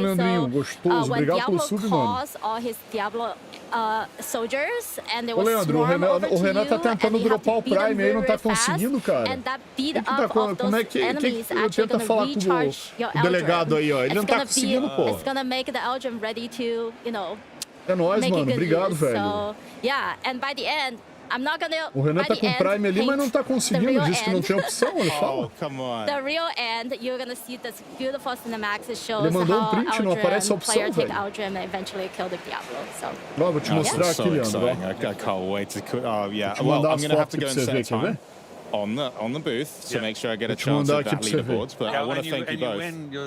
So we have the Inaria statue, you know, the really big one that's the size of the. Yeah, you know, I want it. Yeah, nah, you're gonna fight me for it. I'm taking it. I can't. They're gonna kick me That's out. what we're doing straight afterwards. We're all going down, yeah, and I'm gonna come out on top. All right. Well, thanks so much for joining us. I hope you enjoy the rest of your Gamescom as well. Coming up though, the team from Stalker 2 is here with the latest from the sequel, Heart of Chernobyl. Plus, we've also got a look at the newest Xbox accessories that are enabling players everywhere play the way that they want. And later on, we're going to explore the newest Starfield expansion, Shattered Space, and find out why fans everywhere are setting aside gigs of space to explore even more this epic open world. But first, do you know what's great? Xbox Game Pass. Yeah, take a look at this. Aí eu mandei. Ele disse que não aparece, velho. Welcome to the gameplay commentary of our new game, Lonely Mountain Snow Riders, which is the spiritual successor to Desafios quase todo o ar, se upando no forte.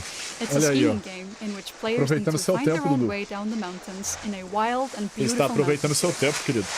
Our most important new features are olha aí, ó, pra ele não aparece nada de Prime.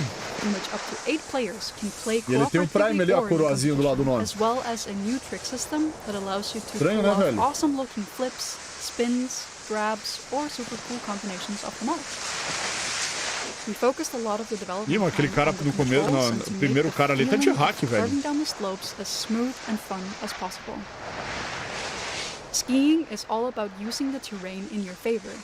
You need to parece aquele joguinho da bike mesmo, né? To do the longest jumps and use the best shortcuts. On top of that, you can also do tricks, ride backwards or nossa, o cara morreu ali, velho. The game features 4 different game modes. É online the online multiplayer racing mode is all about crossing the finish line first. While in the team mode, you and your team fazer jogo assim, ride and do tricks together to ramp up the highest score and beat all the challenges. You can also pick each other up after a crash and place checkpoints as a group. Ô Renato, tenta ver com o suporte. Não sei se tu vai querer fazer isso, né? Sei lá. Por que não aparece?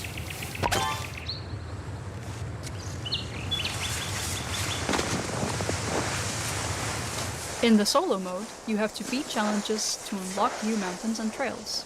You can also try to reach the top of the leaderboards, or beat mandar uma mensagem pro suporte lá, fala, ó, vamos dropar o Prime no canal aí do amigo meu aí, não tá dando a opção, não aparece a opção. Here, you can ride all trails without any kind of pressure and freely explore the mountains to find secret spots or just enjoy the beautiful Leandrinho, vou marcar seu cupom aqui no final do mês, beleza? Whether you're playing multi or single player, you will gain experience to level up your profile, unlock new ski types and trick poses, and a large variety of customization items. Sorteiozinho no final do mês, hein? Thank you for taking the time to watch this video. Tamo junto, my friend. Pelos dois, eu acho que ele tentou. Ó, o primeiro é do PC, o segundo é do celular. Print.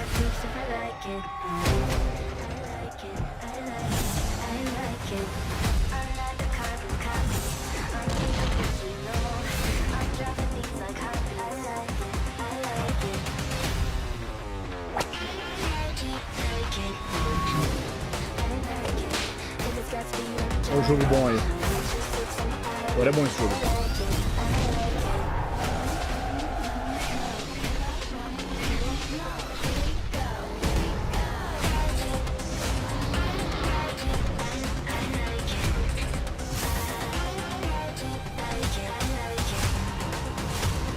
Your next game, favorite game.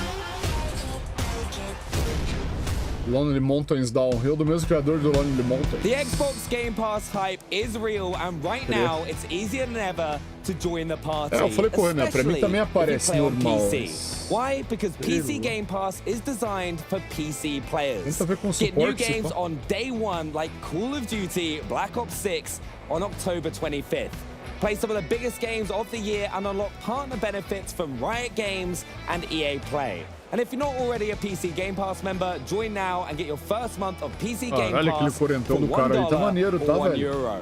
This offer won't last long, so act now. But first, this post-apocalyptic horror action title is set against 64 kilometers of eerie, explorable area. It's also one of the most anticipated games of the year, and here to bring us back into the zone with some never-before-seen gameplay of Stalker 2, Heart of Chernobyl, please welcome game director Eugene Gregorovic. Agora vamos falar de Stalker. Welcome to the show. Yeah, thank you for inviting.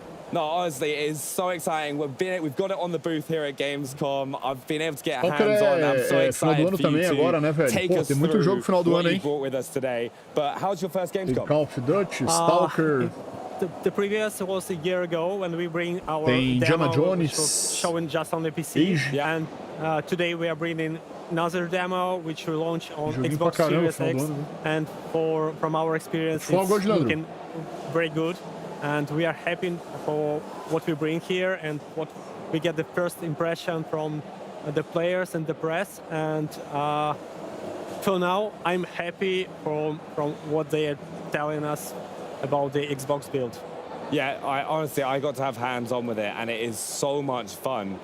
Because what we're going to do as well is we're going to hop straight into the gameplay that you're going to talk us through. So anyone watching who's excited to see Stalker 2 for the first time, if they haven't already, can see what they're going to be getting their hands on. So what are you are we going to bring the gameplay up? So we've got it on our screens.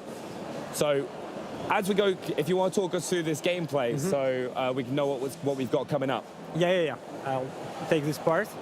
So here the player is doing his first quest, and he got a scanner, a device. Player at this point doesn't know a lot about how it works and what it's for.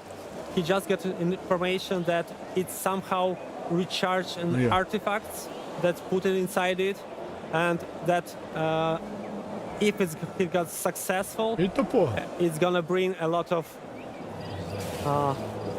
let's say money. Yeah, maybe something else.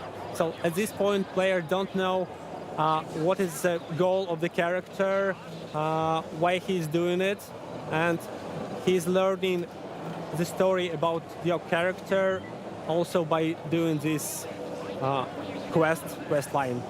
Because this is actually the bit that they've got on the show floor here, isn't it? At the start of the game.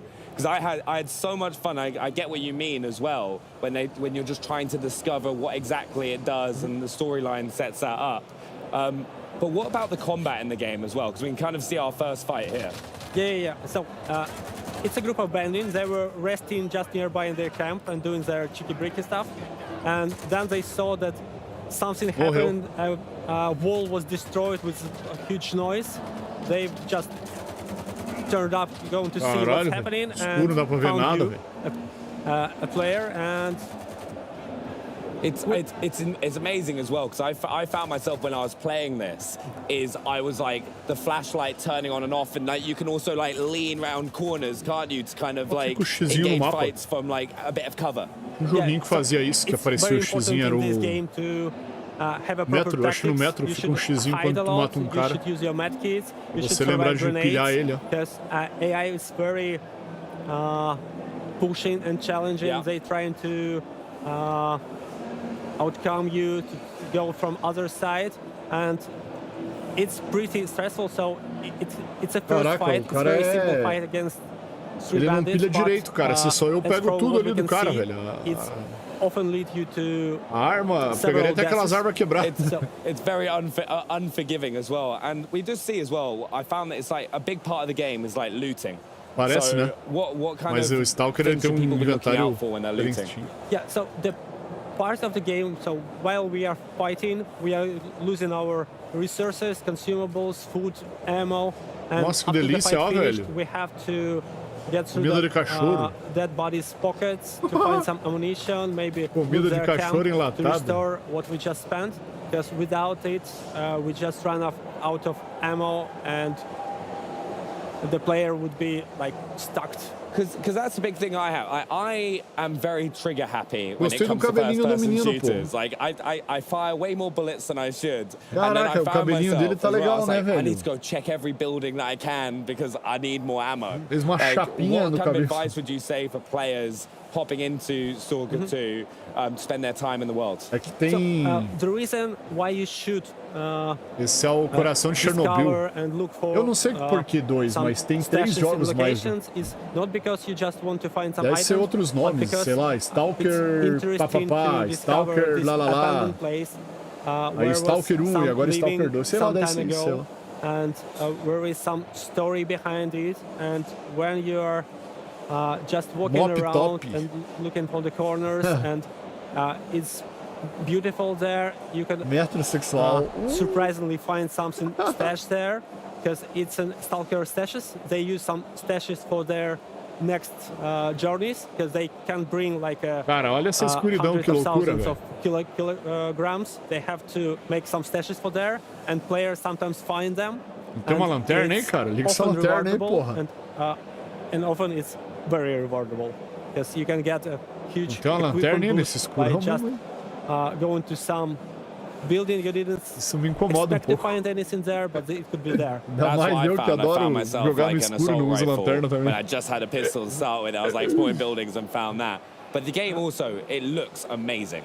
Yeah, this is the start of a next fight. The player, we have some stealth mechanics. Yeah. So it's not very. Esse menuzinho retrô deles é bom demais. As you used to have a stealth in the game, it doesn't offer Eita, you cara, like dá cara assim não, velho. invisible for enemies. No, they will see you and shoot you. But at least arma pra tirar, it legal. allows you to get slightly closer, to find better position to start the fight, and or maybe to initiate the fight with a grenade, so it would be easier for you. And then the fight is pretty challenging. Yeah. And you have to watch your hit points and your state, because you can be pequeno detalhe, mas é da hora. And you have to use a bandage to stop this bleeding, because it's gonna last for long, and you're gonna lose a lot of hit points if you not stop and use the bandages. Yeah, because you have multiple ways of healing, don't you? You've got like the bandages to stop the bleeding, but there's like different types of med kits that you can find as well. You can have a regular med kits, a medical med kits, and an army med kit. Yeah.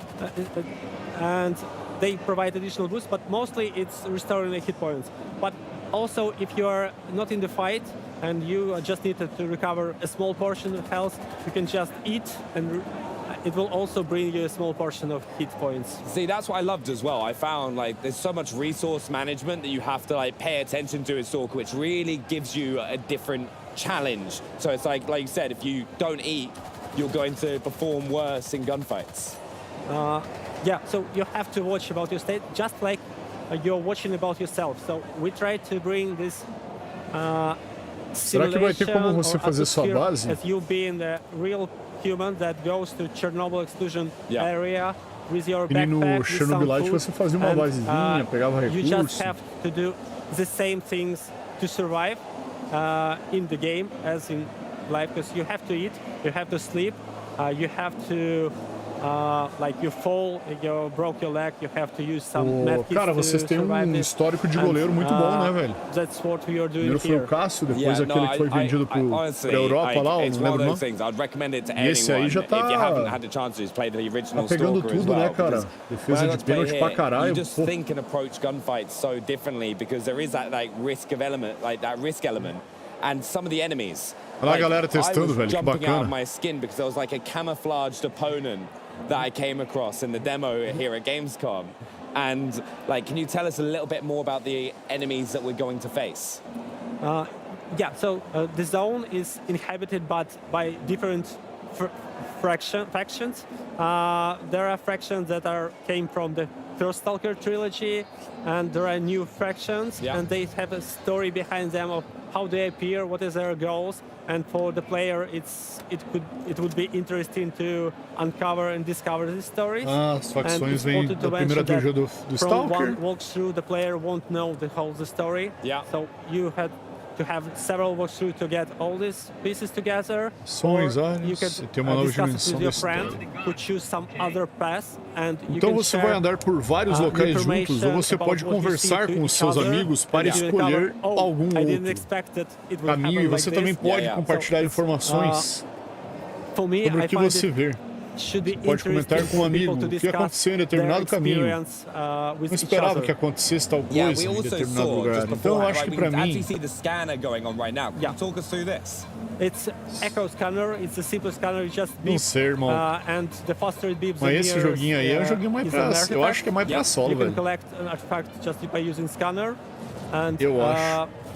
Deve ter co-op, mas não... At this point, player face that Bloodsucker is a canonical enemy in Stalker series. Mas eu acho que deve ter co-op, sim. He have an ability to become invisible for player, and we found that from the feedback of the players and from what we see, ele tem a mesma pegada do metrô, tá ligado? Challenging thing for the players.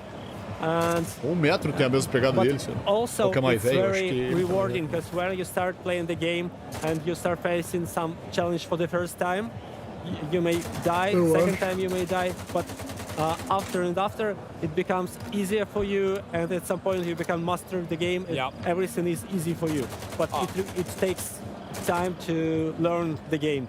This terrified me. Like, honestly, I was there going like, wait, at first I was like, what's attacking me? And I was like, how do I counter this? And I was like, você morre uma vez, vai morrendo outra, e depois o jogo vai te dando uma ajuda. It's like, I love that in this game though, there are so many challenging enemy components. Whether you're fighting bandits, whether you're like fighting these sort of enemies, and then I was like looting everything. I became like a loot goblin, where I was going into every building and just trying to find as many medkits so that I could stay alive. And there is also a lot of pieces of content just near the locations. This is not a main quest. It's often not a side quest. It's just some encounters or narrative little stories to bring you an experience of discovering this real location, real zone, and it's not a fake world. Bastante loot. Full of small pieces. Yeah. And for me, I find it very interesting to discover. Even if I know the game pretty much, still the world map is so huge. So even for me, going back to some locations make me. Vai ter bastante coisa para explorar, I didn't expect to find it here. Or they bring something here also. So for me, it's also like I feel the same wow effect when I discover something for me. You really get rewarded for spending that time to look around the world and kind of try and find those caches, and it's going to pay dividends. Yeah, it's one of the main goal in making this game is to bring as much freedom and allow player to be de fazer esse jogo é dar o máximo de liberdade, permitir que o jogador seja como ele quiser. And the player could like start being very rude, jogar de tal forma que funciona para eles. Então o jogador, por exemplo, pode começar a ser bem cruel e bruto. On the friendly side. So, e depois agir totalmente diferente no jogo. Uma vez que o jogador quer, por exemplo, uma abordagem mais amigável, então tem muita liberdade. E realmente é recompensador. Apesar de ser cruel, é recompensador. Tem um equilíbrio, né? Então o jogo tanto recompensa quanto pune. So it's not so much time left. And for us, we are like every day counts. We are doing everything possible to bring as Polish gameplay as possible, and I hope you enjoy it. Well, honestly, from what I played at Gamescom, I can't wait to play it more. But thanks so much for stopping by. You can get Stalker 2 Heart of Chernobyl on November 20th. And of course, it launches day and date on Xbox Game Pass as well. But now to a new line of Xbox accessories, making a splash here at Gamescom. Take a look. But thank you so much, VJ. I'm Thank you. Thank you. Isso. Play video games. Good job.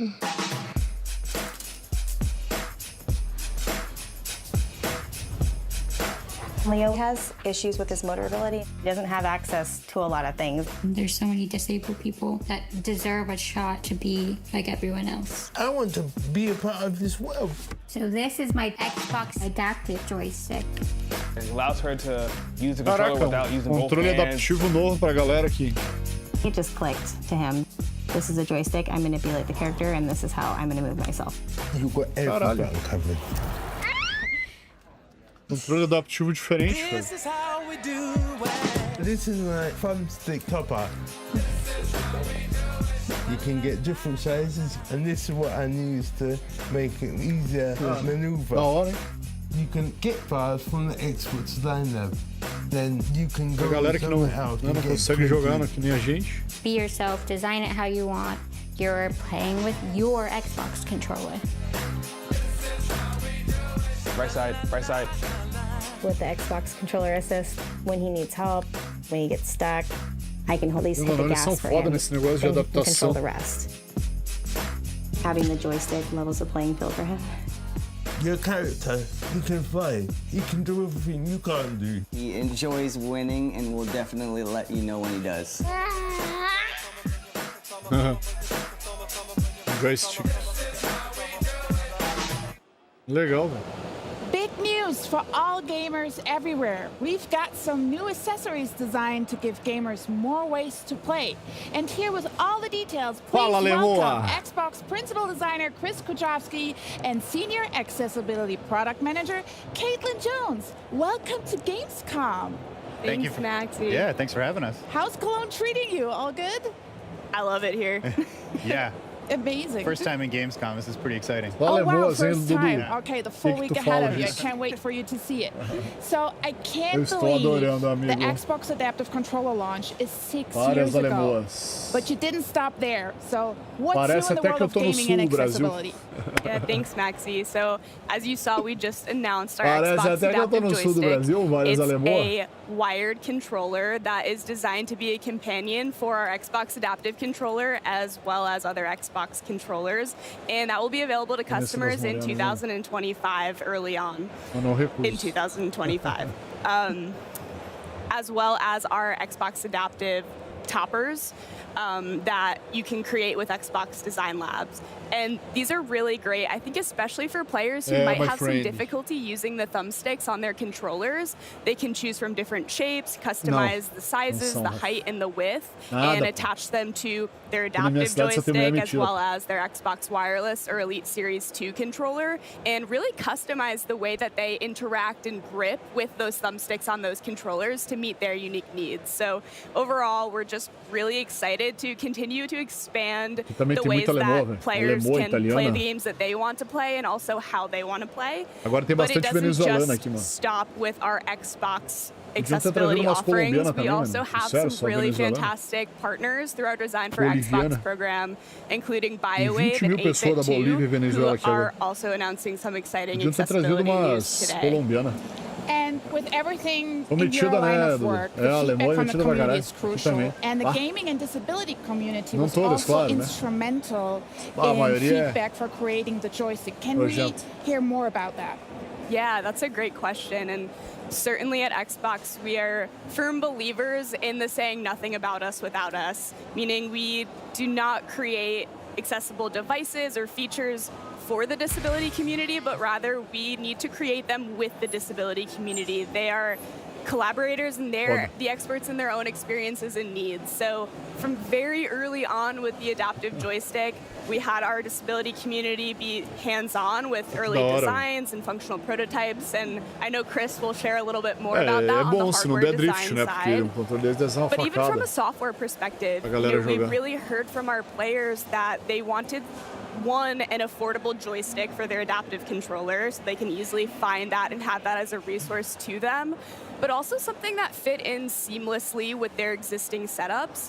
So we knew it was important to create something that was highly customizable. You can remap all of the buttons on the joystick, you can create different profiles, you can connect it to your Xbox adaptive controller for a full adaptive setup, but you can also use it without your Xbox adaptive controller. You can plug it directly into your console or PC and use it alone, or employ Xbox Controller Assist to link it with another controller and kind of play that way. So all in all, the disability community's involvement is absolutely critical in everything that we do, and we're so grateful to have them as co-collaborators, designers in these processes. So many options. So how did the community feedback inform the final design of the adaptive joystick? Yeah, like Caitlin mentioned, we're always looking for that feedback, and for this device in particular, we actually visited a hospital in Seattle that uses gaming as therapy for some of their spinal injury patients. So what that means is we went there with a box of prototypes, got feedback on the grip size, the shape, the number of buttons, where the buttons were located. They liked some of the stuff, they didn't like some of the stuff, and that's exactly why we're there. One of the most important things that we took away from that meeting was the importance of having the controller be mountable. Lets you put it in a lot of different positions, hold it stable if you're not able to hold the controller in your hand. So we added this threaded insert here that's the same one you'd find on a camera tripod or actually on the adaptive controller as well. And so that really allows you to use non-hand body parts with the controller easily. So we took that feedback and then used it to iterate on the design. Wow. And just curious, how does that process look like of creating? Do you 3D print prototypes? Do you mold? What do you do? We do both of those things. Usually, I like to start making something that goes in your hand by making it by my own hands. So we'll take a block of foam, carve that away. We'll take a 3D print, add clay to it, and then sand it away. And I'm doing this in the design lab, in the workshop in my garage. And we're just really iterating constantly to get the feel right, to get the ergonomics right, the position of the buttons right. We usually start with a very primitive form and then add those details throughout the design process. One of the other things that's really important from my perspective as a designer, and this maybe sounds obvious, it's an Xbox controller. It should look like an Xbox controller. So many of the adaptive products that gamers have to use, they might look like hospital equipment or something you have to use rather than something you'd want to use. Like Xbox makes cool products. We want we want our gamers to like want to use the products, and so using the same form language, the same color, material, and finish really helps it feel like a part of the Xbox family, and that goes a long way in removing some of the stigma that's associated with using adaptive products, and that's a really important thing that I think design and Xbox brings to the table here. Yeah, it looks very well next to the adaptive controller, traditional Xbox controller, so good job. Good job. One question. So I heard the rumor that the idea of the 3D printable topper files came from an internal hackathon event. Is that true? That is true. Very similar to the Xbox adaptive controller years ago. The adaptive thumbstick toppers were born from a hackathon project. So hackathon is a week where Microsoft employees get to take a break from their day job and work on a passion project. And this particular team was inspired by really the high cost of adaptive accessories and doing custom setups like that. So knowing that 3D printers are a lot more available for at home or as a service, they combine these two ideas to create a great range of products that offer gamers a lot more options to customize their setup just to exactly what they need. And so much goes into the creation of these accessibility offerings, and especially what did the development for the 3D printable files for the adaptive thumbstick toppers look like? Who did you work with? Yeah, very similar to the adaptive joystick and all of our other accessibility offerings. We, again, partner directly with the disability community, specifically a lot of hospitals and gaming accessibility charities that were doing a lot of 3D printing work. So we worked with them directly and kind of just asked, what are the most common shapes and designs that you all are creating or that you find work best for your players, and that's actually what informed the final 6 shapes that we have available today. So very direct, working with them and getting that feedback. Something that we also learned, though, by working with them is that, not everyone needs a full-on adaptive setup. Sometimes just minor modifications to how you interact with your thumbstick can be the difference that allows someone to play longer, more comfortably. It can also be the difference whether you can play all together. So, based on that, we did want to create something that was available, discoverable, and easily customizable for customers, because through working with our disability community, again, more and more learnings nonstop, always coming in.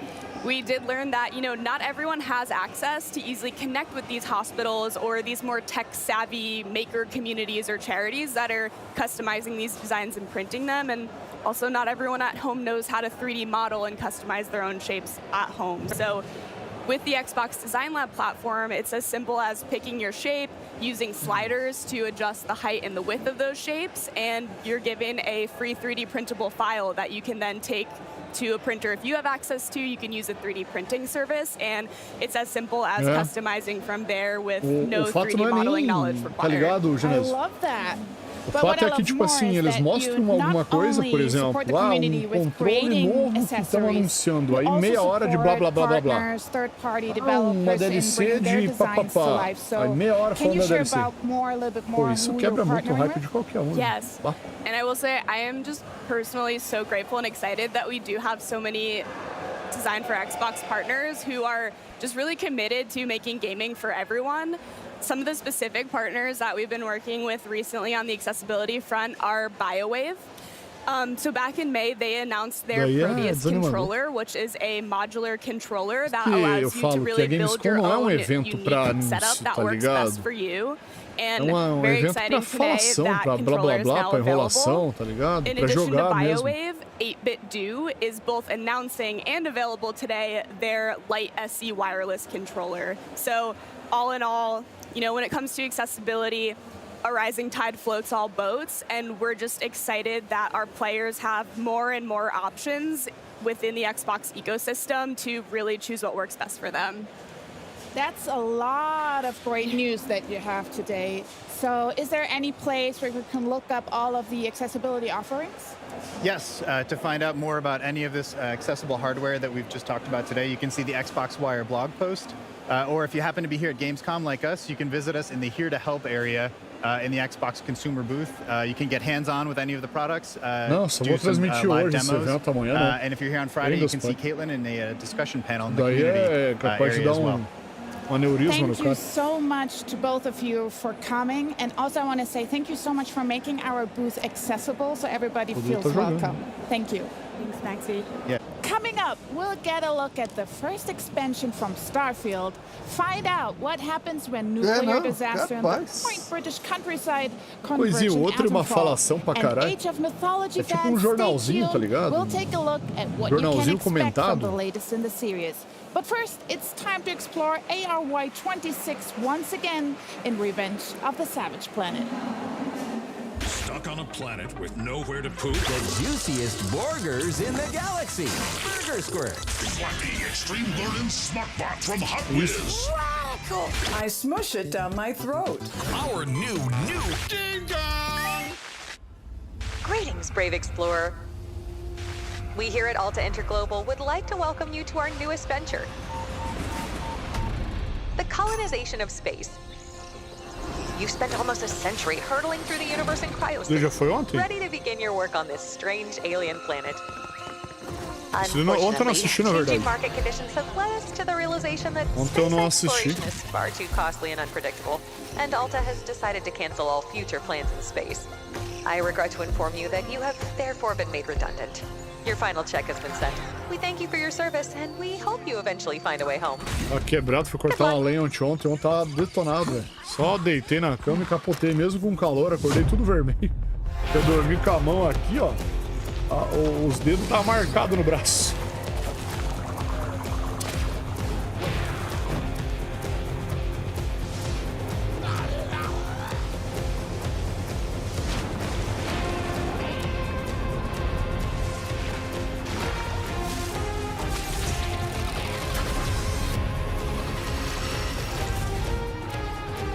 Legal, hein? Legal. Joguinho legal. Coloridinho pra caralho.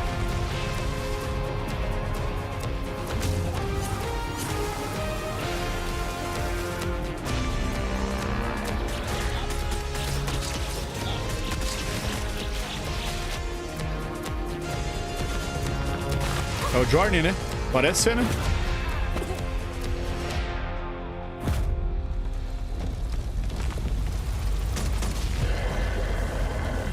Dune Awakening. É o Journey, eu acho.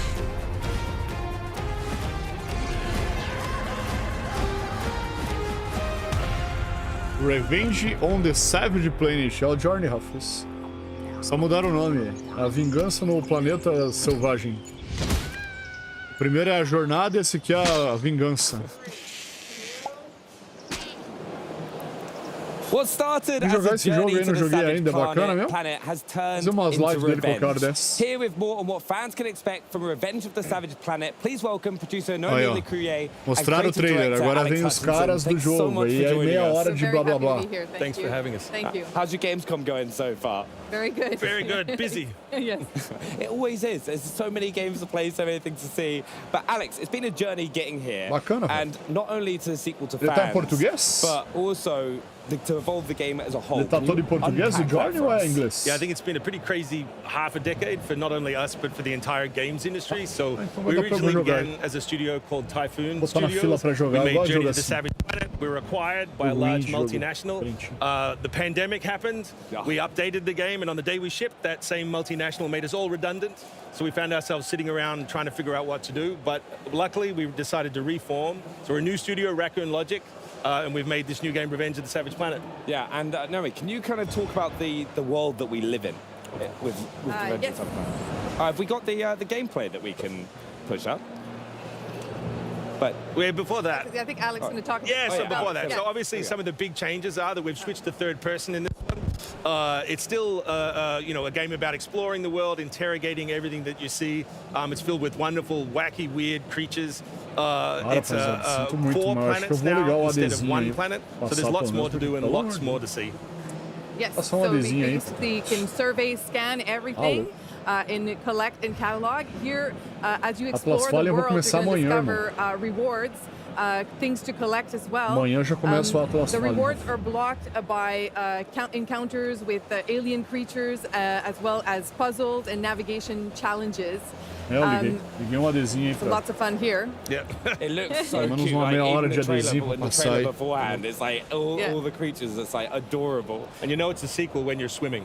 Não, não, agora vamos até o final do evento. Every time. To add water in. Agora vamos até o final dele. No water. Exactly. Second time thing. But Alex, there's obviously a ton of creativity by the team to produce an incredible world. But nunca vai morrer, players, but perhaps players take on its obstacles can be equally as creative. So in the world, like how are players going to approach the obstacles that they face? Yeah, so we're taking a really systemic approach to open world design. So it's still a Metroidvania. You're still being blocked by different obstacles. You need to go back to your habitat, upgrade your tools to get through them. But what we wanted to do was have a Metroidvania where there's a single lock but multiple keys. So you see different types of objects. Say if it's a cracked wall that you need to blow up, you could do it with a grenade. You could find a creature that explodes. Anything that generates an explosion will get you through. And so hopefully, as you see in this video, there's a little bit more systemic chaos than most games of its type. So there's lots of creative ways to kind of like solve the problem. Exactly. So you can have a bit of fun with it, and every time you play it as well, you're going to get those different experiences. Exactly.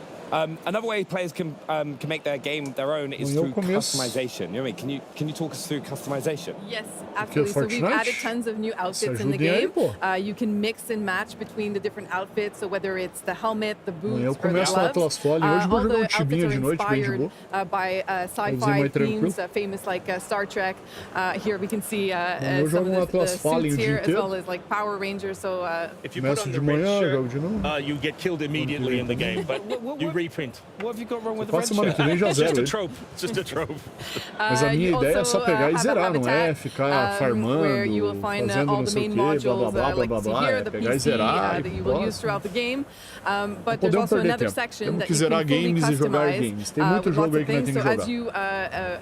Explore the world, you will find entrou uns outros jogos na Game Pass lá, Truck Drive, Truck Stars, acho que é. Store, on furniture, accessories, and basically a lot of useless junk to really make the space your own. So I hope players have a lot of fun with that. It's like my own flat all over there again. You go. Just lots of stuff from Gamescom will kind of like come with me, and by the end of it, I'll have plushies for days. But co-op is such a big part of the game as well. Can you kind of talk us through that, Alex? Yeah, so a lot of the team members have worked on different two-player co-op games, whether it was Army of Two or Far Cry 4. We've had a lot of success with it. We think it's an intimate way to play with your best friend, your partner, your kid. And this time we've made sure you can do it in any way you can imagine. So there's not only network co-op, but there's split-screen co-op you can play on the couch, and even cross-play, so you can play on any system with any other system. I love playing split-screen games as well. Like, I grew up playing with my brother. Like, every single game that we get our hands on to do split-screen, that was always the way I went and played. Truck Stars aqui, also, it's so good to be able to return to this franchise and bring tons for the fans. This game looks so fun. It feels like fun when it's Alex, can you tell us what you think the magic is for this game and what makes fans love it so much? I think it's humor. You know, you see a lot of games that are very grey, very brown, very serious, and we wanted to get back to a world that was fun, that was upbeat, that was optimistic. We like the idea of exploring space because it's fun, and you're going to find something exciting. You're not going to find Matt Damon on the moon, eating poop mushrooms or Mars. So, like, hopefully people see that the humor in this is in the gameplay as well as the script. You know, that the joke we always tell is that, you know, I can write a one-liner that's funny once, but slapping your best friend to their death off a cliff is funny forever. Yeah, you can just kick them off in as many creative ways as possible. Like just trying to get through that cracked wall. But also, really importantly, when a player is going to be able to get their hands on the game. So it's going to come out sometime next year, 2025. For more info, you can go on the website, Savage Planet Game, and wishlist as well right now. Please wishlist. Yes, please do. Yeah, and honestly, I can't wait to come and have a go with it as well. So thank you so much for joining us as well. And have you got any final words as well that you want to share with fans? No, we just please wishlist on whatever platform you like, and we'll show you some more gameplay soon. No, honestly, thank you so much. But coming up, we've taken a spin in some new wheels and a turn with a new story in Starfield's first ever expansion, Shattered Space. But first, check out an action-adventure game about hope, robots, and the power of words. This is Dustborn. Acabou. Aí o maluco comentou assim embaixo. Inclusive, vou falar pro meu amigo baixar Gears e Halo aqui no PlayStation pra gente jogar junto online. Dustborn isn't about making the big and immediate choices. It's about the little things that add up over time.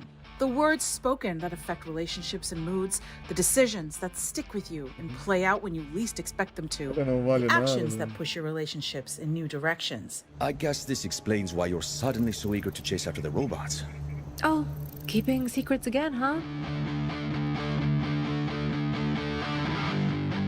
It's about making tough choices, about how to deal with the people in your crew, how to manage them, and pull them together to do the job, and to make the compromises necessary to reach the end of the road and your own personal goals. We'll be taking a different route north, through Liberty, Oregon. Liberty?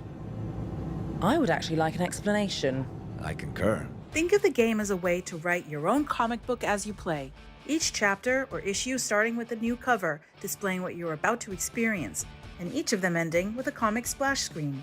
These pages present key choices made in the previous issue that could have an impact later on. Whether a dialogue line or event plays out because of a choice made by the player, an icon will appear in the top right corner of the screen, allowing you to really get a sense of what could have gone differently. Stop it! Oh, what the hell, Pax? What now? Drive. In the comic splash, you'll have access to more data, such as global stats about how many other players received this particular consequence, allowing you to gauge how popular this choice was. Some choices lead to crew mood change, which can have an impact on your relationship with them, but also on their personal endings. Are you just gonna hover? We didn't finish our chat? No, we were finished.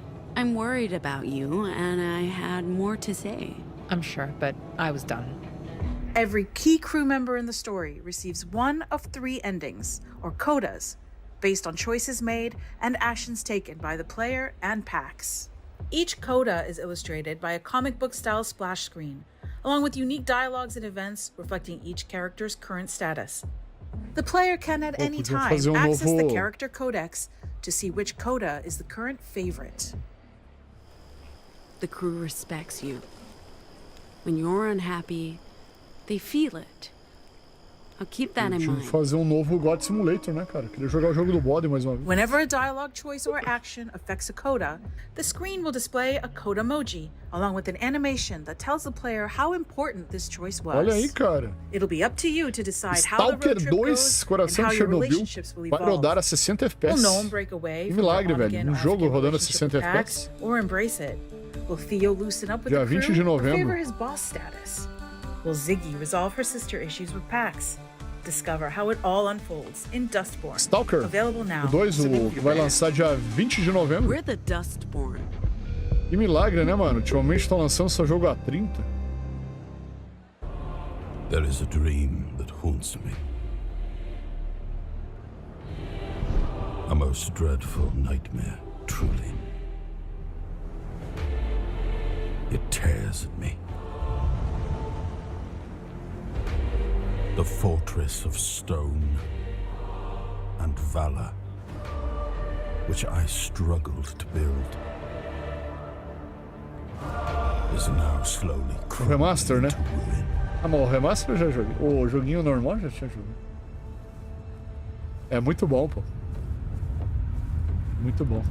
O God Simulator é muito bom. The land caught in a Ele tem várias DLCs, né?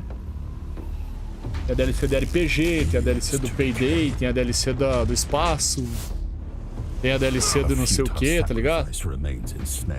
Deep within the horns of the south.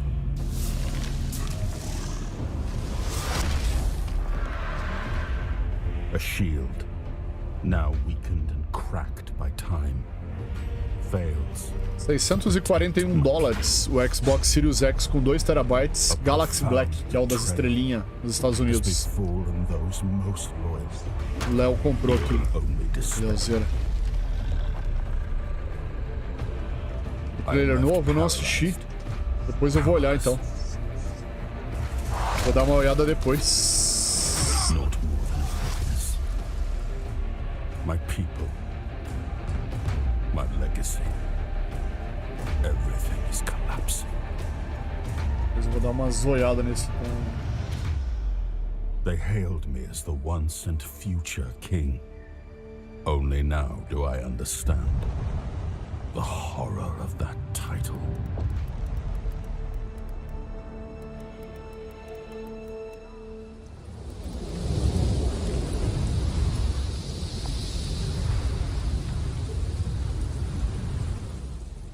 It's one of my favorite massive open world space adventures, and it's just got its first ever expansion coming up. Here with more on Starfield Shattered Space, please welcome lead creative producer Tim Lamb. Hi Tim, how are you? I'm doing fantastic. Awesome, it's lovely to speak to you today. So let's chat opening night live. We had a really fun look at a very vibey trailer about some vehicles. Could you tell us a bit more about that?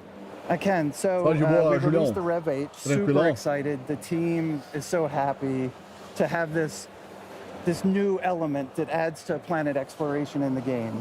So, you know, we have these dynamic worlds with, you know, dense terrain, lots of very interesting obstacles, and like now those worlds are our playground to drive around on. Heck yeah. We have a lot of in navigating that, we have vertical boost, forward boost, we have a weapon on there. It's like a lot of different de tarde teve pedaço, agora teve mais fantastic gameplay opportunities for players. Yeah, super exciting. And Vasco looked like he was having a good time as well in the back there.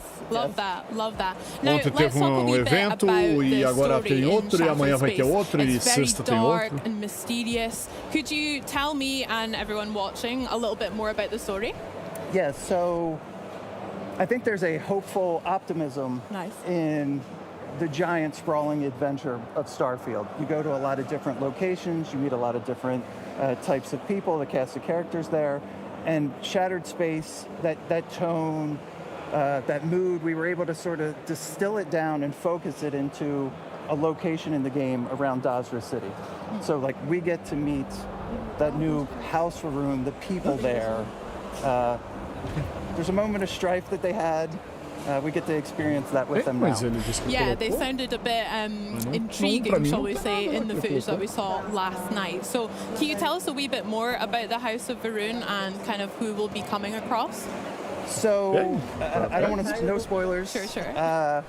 You encounter a derelict star station, and this starts you on your adventure to meeting the Varun. You end up in their home world, Varun Kai, in the city of Dazra. There's been a catastrophic event.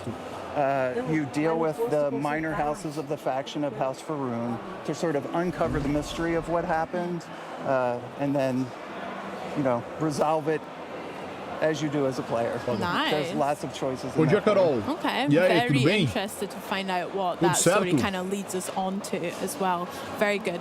Along with that story that we've been chatting about, there are some new game features as well as a huge new planet that we can explore. Could you tell us a bit more about those two? Conteúdo novo, essas coisinhas, mas é mais enrolação, tá ligado? Eu tô achando muito blá blá blá blá blá blá. Focused on the area around the city. So I think tudo ok, Carol? Tudo beleza. The beauty of it is that there's exploration. Tudo tranquilo, graças a Deus. You can find nooks and crannies in the game, or little secret discoveries, or locations you feel like I know I'm coming back here. So there's like an excitement there. Yeah. Yeah. So it's that. Yeah, I'm just like. Você que é amiga do Morrison lá que ele tava falando ontem, né? So excited as well. I mean, even in the trailer, we saw kind of a very summery, beachy vibe cruising around on our Rev 8 too. Have you taken it for a spin? I have. No, I do, and I think Shattered Space is like a fantastic playground for it. Now, you can take the Rev 8 to any planet. Yeah. You can take it into Varun Kai. Isso. Eles estão mostrando pouco, por exemplo, assim, eles mostram a DLC. Que vai ter, no caso. Aí eles ficam falando pouquinho sobre. Pode que, como é ao vivo, a legenda tá atrasada. E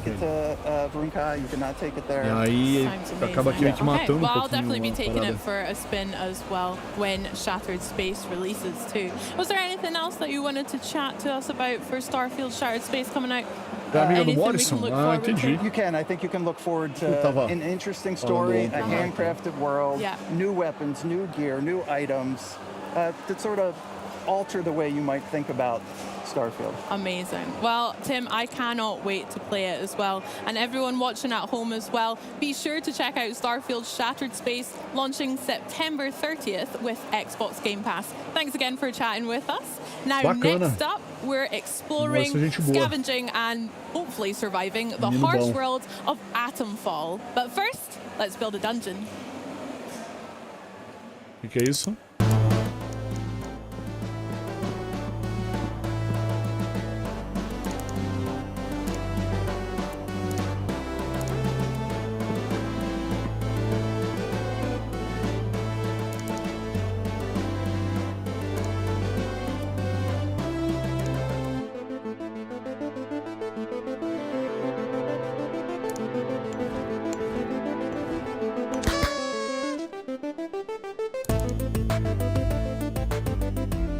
Esse barulhinho da cornetinha ali é da hora demais.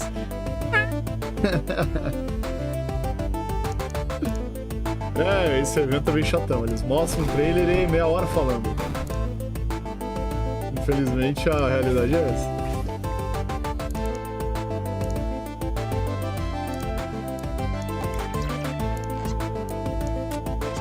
Isso daí deve ser um jogo de criar MMO, velho, pelo que eu entendi, ó. Você cria o chefe, coloca o respawn dele, o tempo de respawn, quanto de vida ele vai ter, a força dele, tá ligado? Parece ser um jogo de criar MMO, tá ligado? O RPG Maker, mas esse aí é outro nome, ó. Let's Build a Dungeon. Game Dev Simulator. The designer of Let's Build a Dungeon, a game development simulator that's coming to PC and Xbox next year. We previously bought our game Let's Build a Zoo. É da mesma produtora do Let's Build a Zoo, que é o de criar o zoológico, só que esse daí é de criar um jogo mesmo. Today, we want to share a closer look at our multi-layered management sim, and also reveal some brand new features that we've never talked about before. Let's Build a Dungeon is designed to simulate every aspect of running a games studio. And that starts with designing something your virtual players will love. Você contrata o pessoal para trabalhar, contrata o criador o que vai criar o jogo, o diretor. Aí você começa a criar o jogo, você coloca os spawns, coloca os NPC, as casinhas, as lojas. Não sei se você faz a história também, olha aí. Creative mode is our sandbox, but it's a sandbox quite unlike any other. Not only do you have access to literally thousands of assets, buildings and characters. Olha quanto item tem. Cara, tem que ter muita paciência para jogar um jogo desse. Não tenho paciência para isso. We are developing a series of easy-to-use tools that lets you create almost anything. From a production-level dialogue editor that lets you create branching conversations, events and rewards, to a full AI editor that lets you adjust anything from attack probabilities to spawn rates and weapons. We even have a tool that lets you draw your own pixel art characters, which will then automatically animate them for you. Our goal is to build a suite of tools that gives you as much control as we have when building our games. Games made by the community ferramentas de inteligência artificial que você vai botar. Along with some titles made by E aí eu acho que você, como é um sandbox, você joga lá numa lista e a galera vai e joga teu jogo, tá ligado? When we can add elements of a game engine to give you a full, authentic experience. Sombra, rotação, intensidade. Hopefully, this short overview has given you an idea of what to expect from Let's Build a Dungeon when it ships next year. Legal. Mas não é pra mim. Desculpa. Windscale, the pride of Britain. Nestled in the picturesque Lake District, the state-of-the-art atom plant has transformed this rugged landscape into the envy of its northern neighbors. Scientific progress waits for no one. Windscale. Não. Esse é aquele joguinho da... Aquele joguinho do mesmo produtor do Sniper Elite lá. A mesma produtora do Sniper Elite, lembra? Temporary quarantine, they said. It's been bloody years. They're hiding something from us. Something terrible. Eu até achei que fosse Sniper Elite novo, né? Mas não é. My name's Molly. You got out to trade? I got bits and bobs for sale. Da Rebellion, acho que é, né?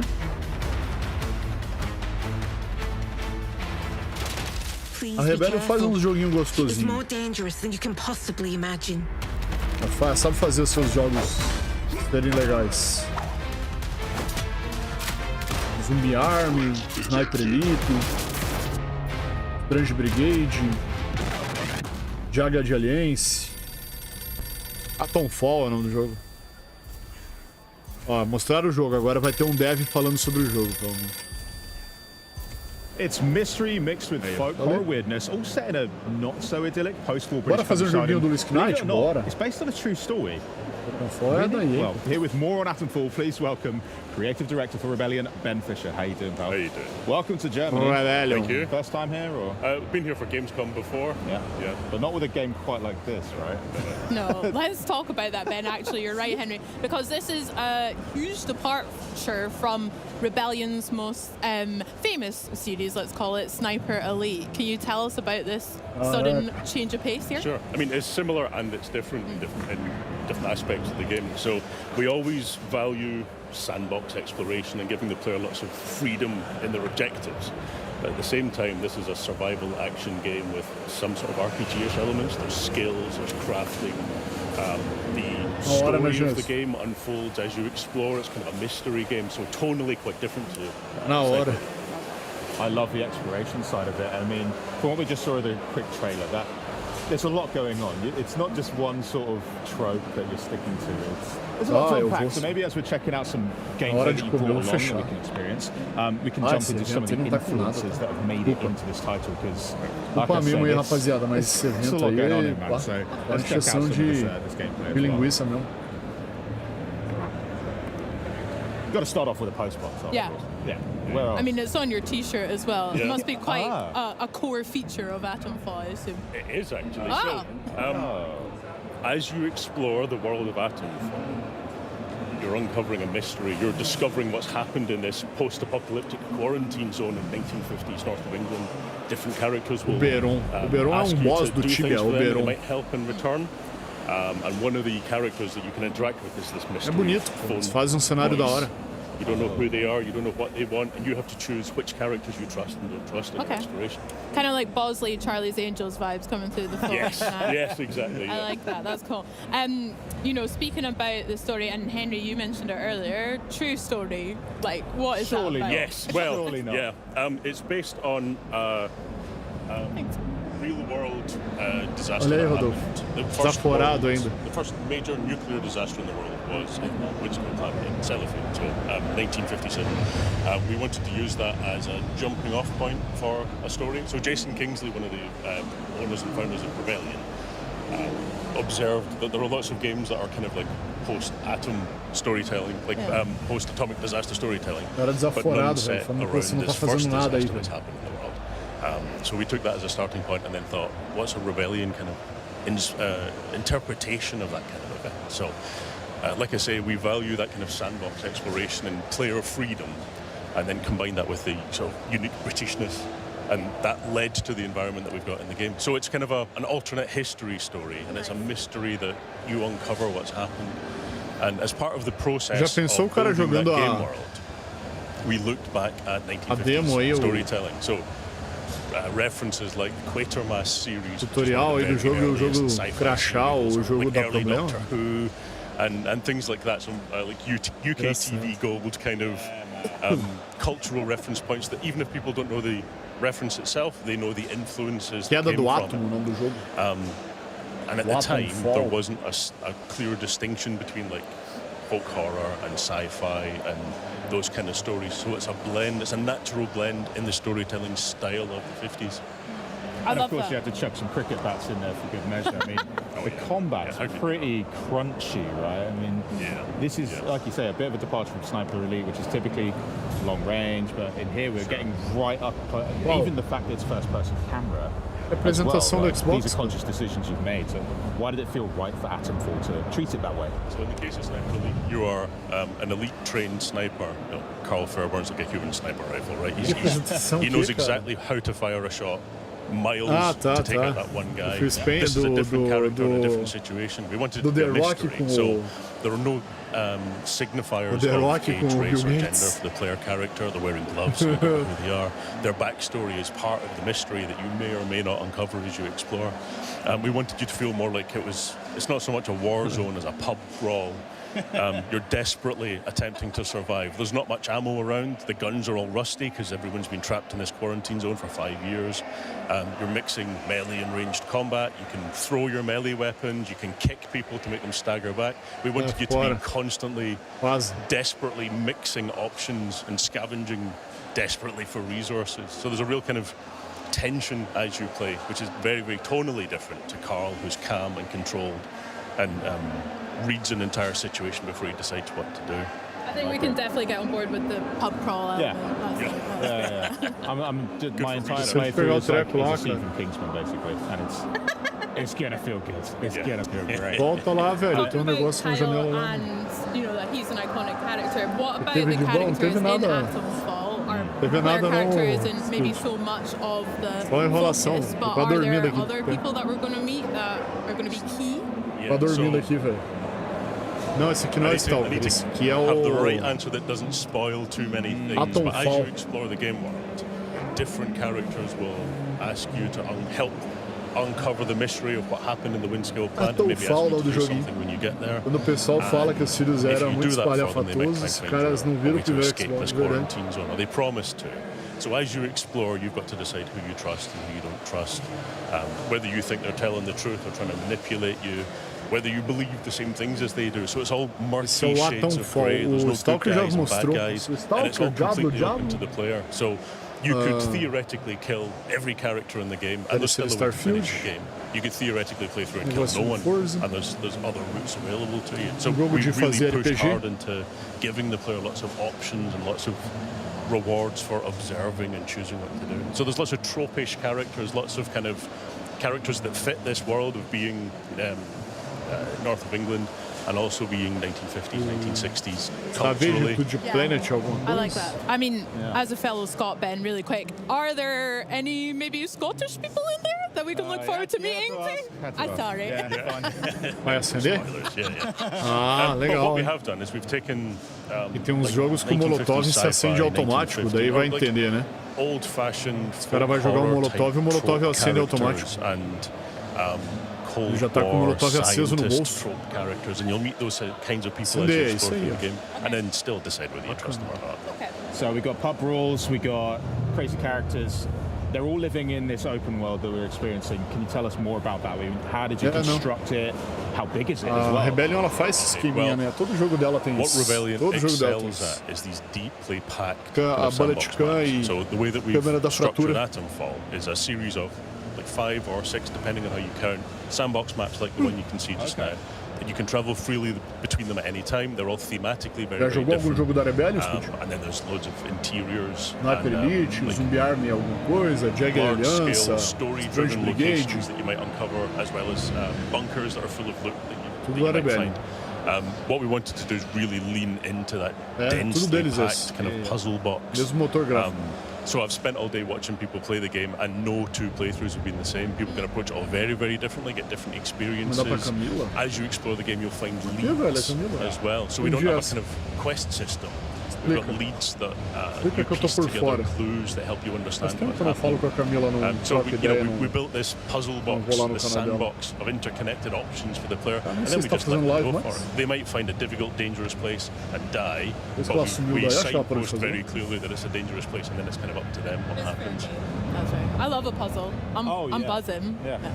We're great at solving them together, to be fair. Well, é bom. We could work on it. I mean, eu tenho 2 aqui pra jogar. Por falar em Sniper Elite, me lembrou que eu tenho 2 Sniper pra jogar aqui. Eu tenho o Sniper Elite... Literally pulling out a metal detector and tem que é remaster lá. Tem um Sniper... outro Sniper alguma coisa, só que não é Elite. Comando alguma coisa. Hidden in a box under the ground somewhere. They've, a bit of storytelling around it. Esqueceu que ela tava jogando Sniper Elite, acertou a virilha de alguém sem querer. But there's also characters that you might find in the world. There's friendly characters that you can barter with, and they might sell you or trade something with you which has a lead in it. Or if you do some trade with them, they might get friendly to you and give you a lead.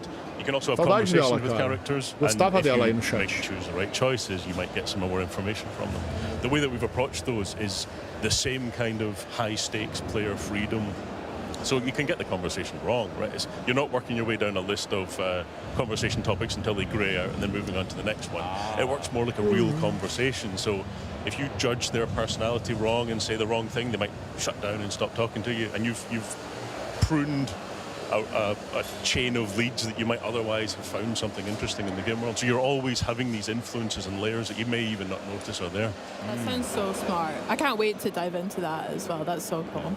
I understand there's some crafting elements in that as well, and also, you know, metal detectors, scavenging. Cara, legal, ele tá Can you bem... tell us what that kind of looks like in Atomfall? Sure. So the players desperately trying to survive and finding materials. Parece aqueles jogos mais cru que, tipo assim, pô, a munição é escassa.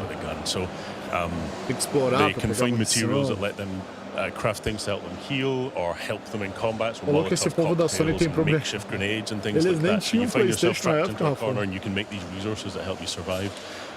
Like I say, we're trying to Compraram make sure depois, that we find this sweet spot where you feel kind of desperate as you're trying to survive.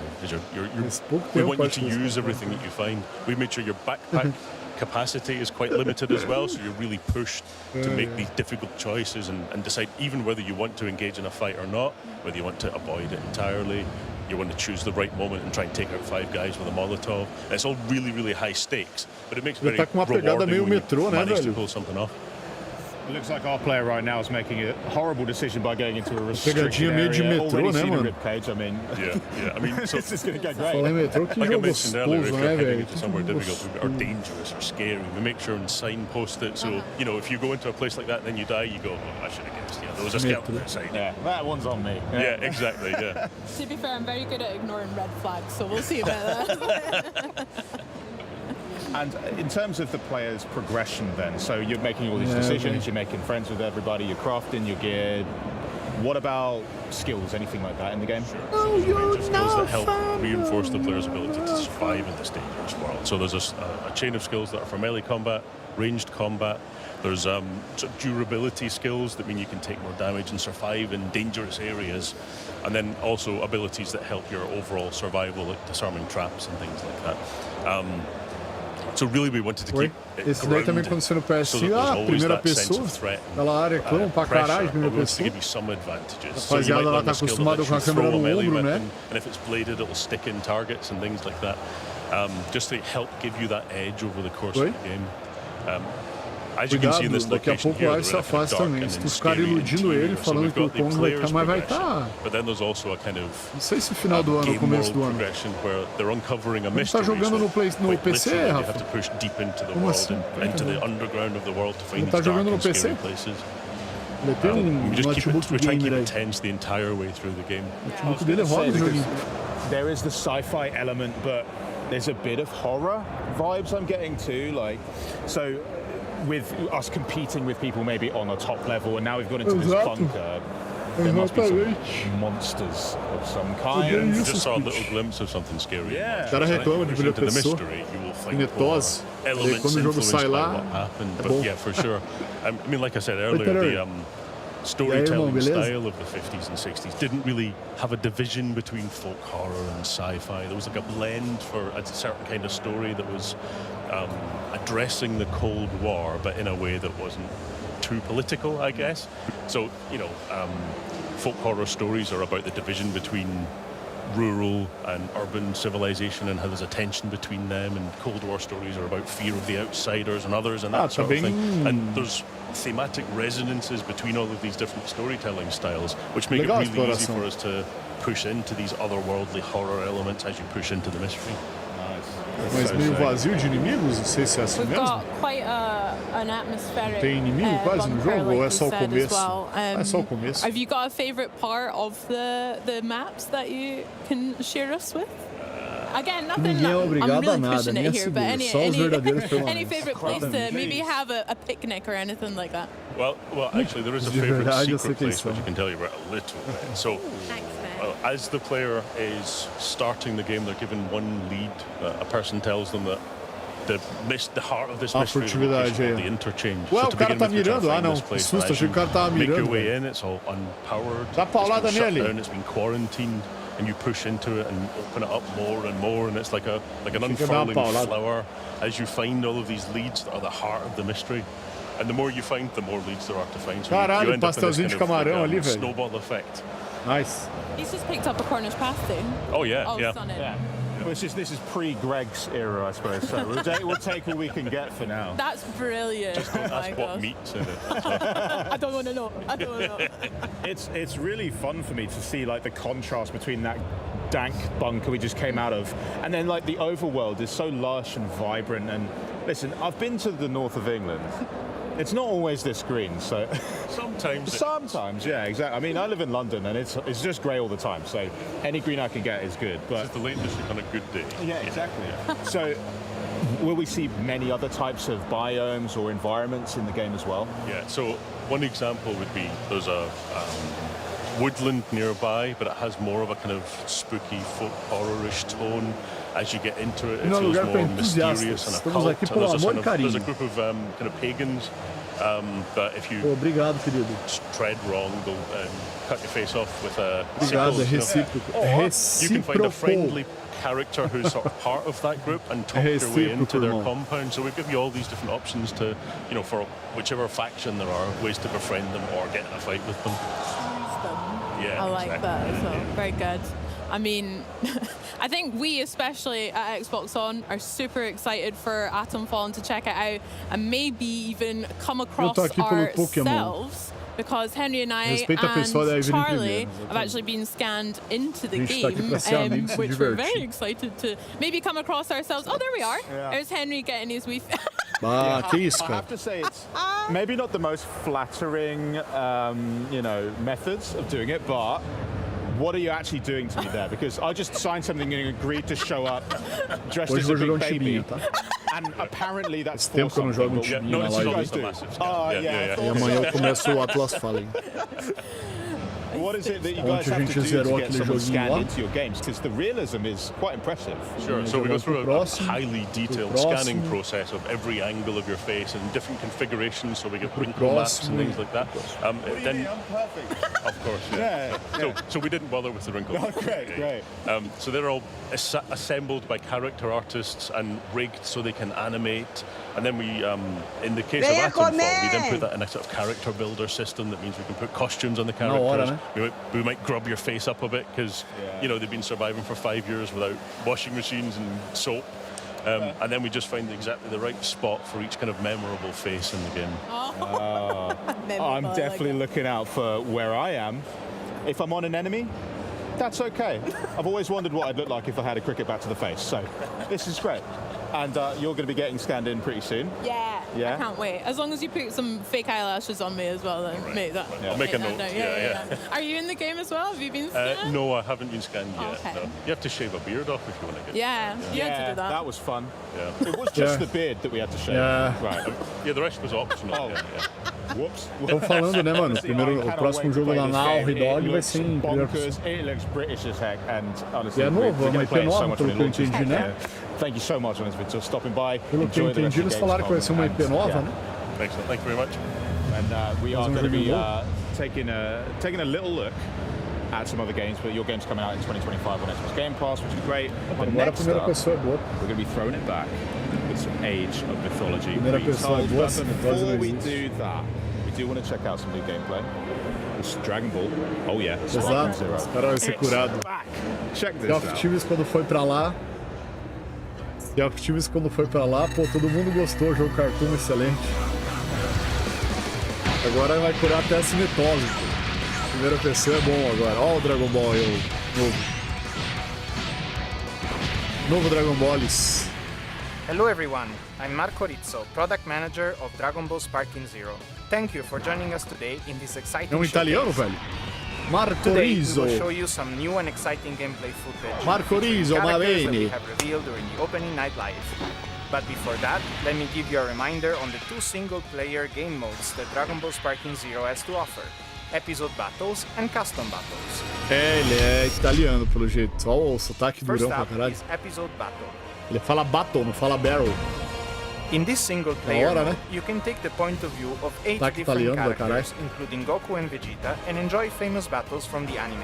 For each stage, you'll be playing through an Você introduction viu que a Panaca colocou o hino no status? Eu vi agora. fights in Dragon Ball Z and Dragon Ball Super. Agora há pouquinho eu tava olhando The number ali. of stages and battles vary by character. Ele botou o status no zap, né? Next up is Ele veio na custom live agora há pouquinho, hein?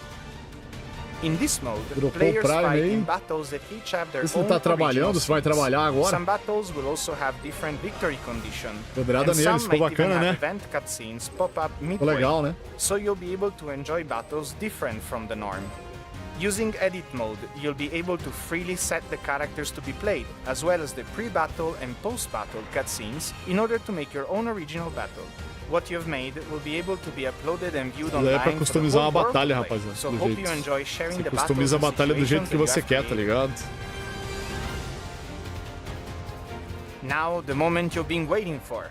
Coming straight from the Majin Buu Caulifla. saga, Ultimate Gohan is our latest addition to the roster. After his rigorous training, he is ready to show his power in an all-out fight against Kefla in her Super Saiyan 2 form. Enjoy!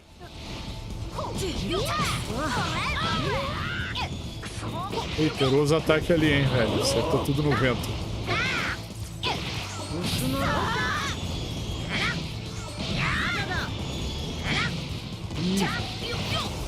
Agora é muito mais apelão, velho. Pelo amor de Deus.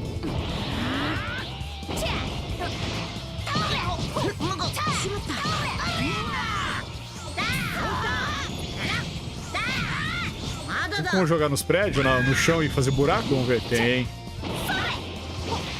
Jogar no prédio, derrubar o prédio?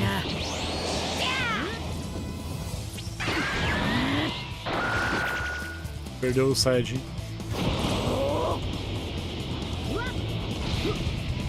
Aí, eu falei, ó. Vou derrubar os prédios, quebrar essa destruição total. Já estão dizendo que tá no top 10 do Spotify, certo, Herói? Depois vou olhar lá. Quero o X1 no DBD. DBZ.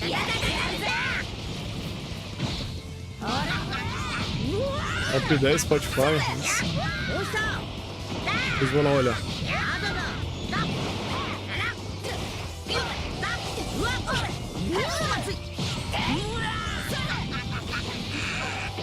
O bom do japonês é...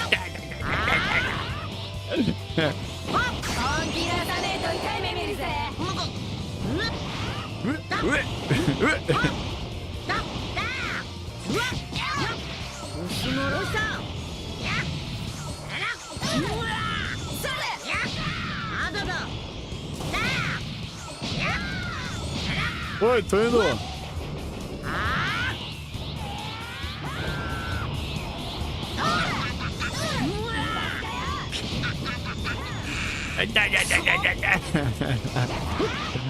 Parece a vovó Uranai falando.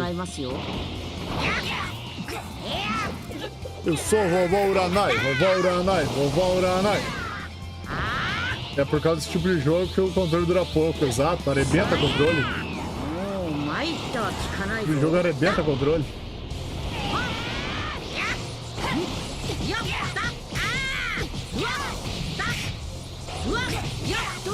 Caraca, velho, olha isso. Destruição do cenário.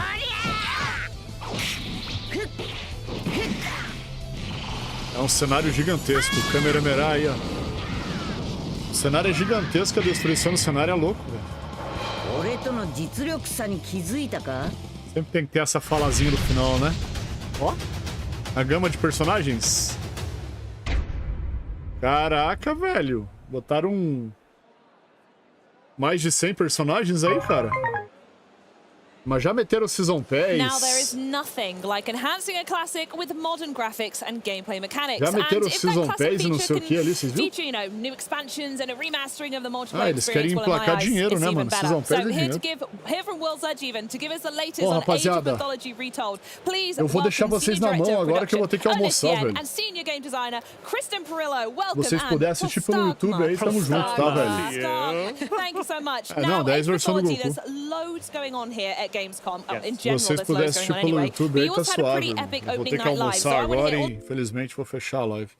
Tá muita blá blá blá, né, mano? Alguma coisinha legal, outra, mas é muito blá blá blá, mano.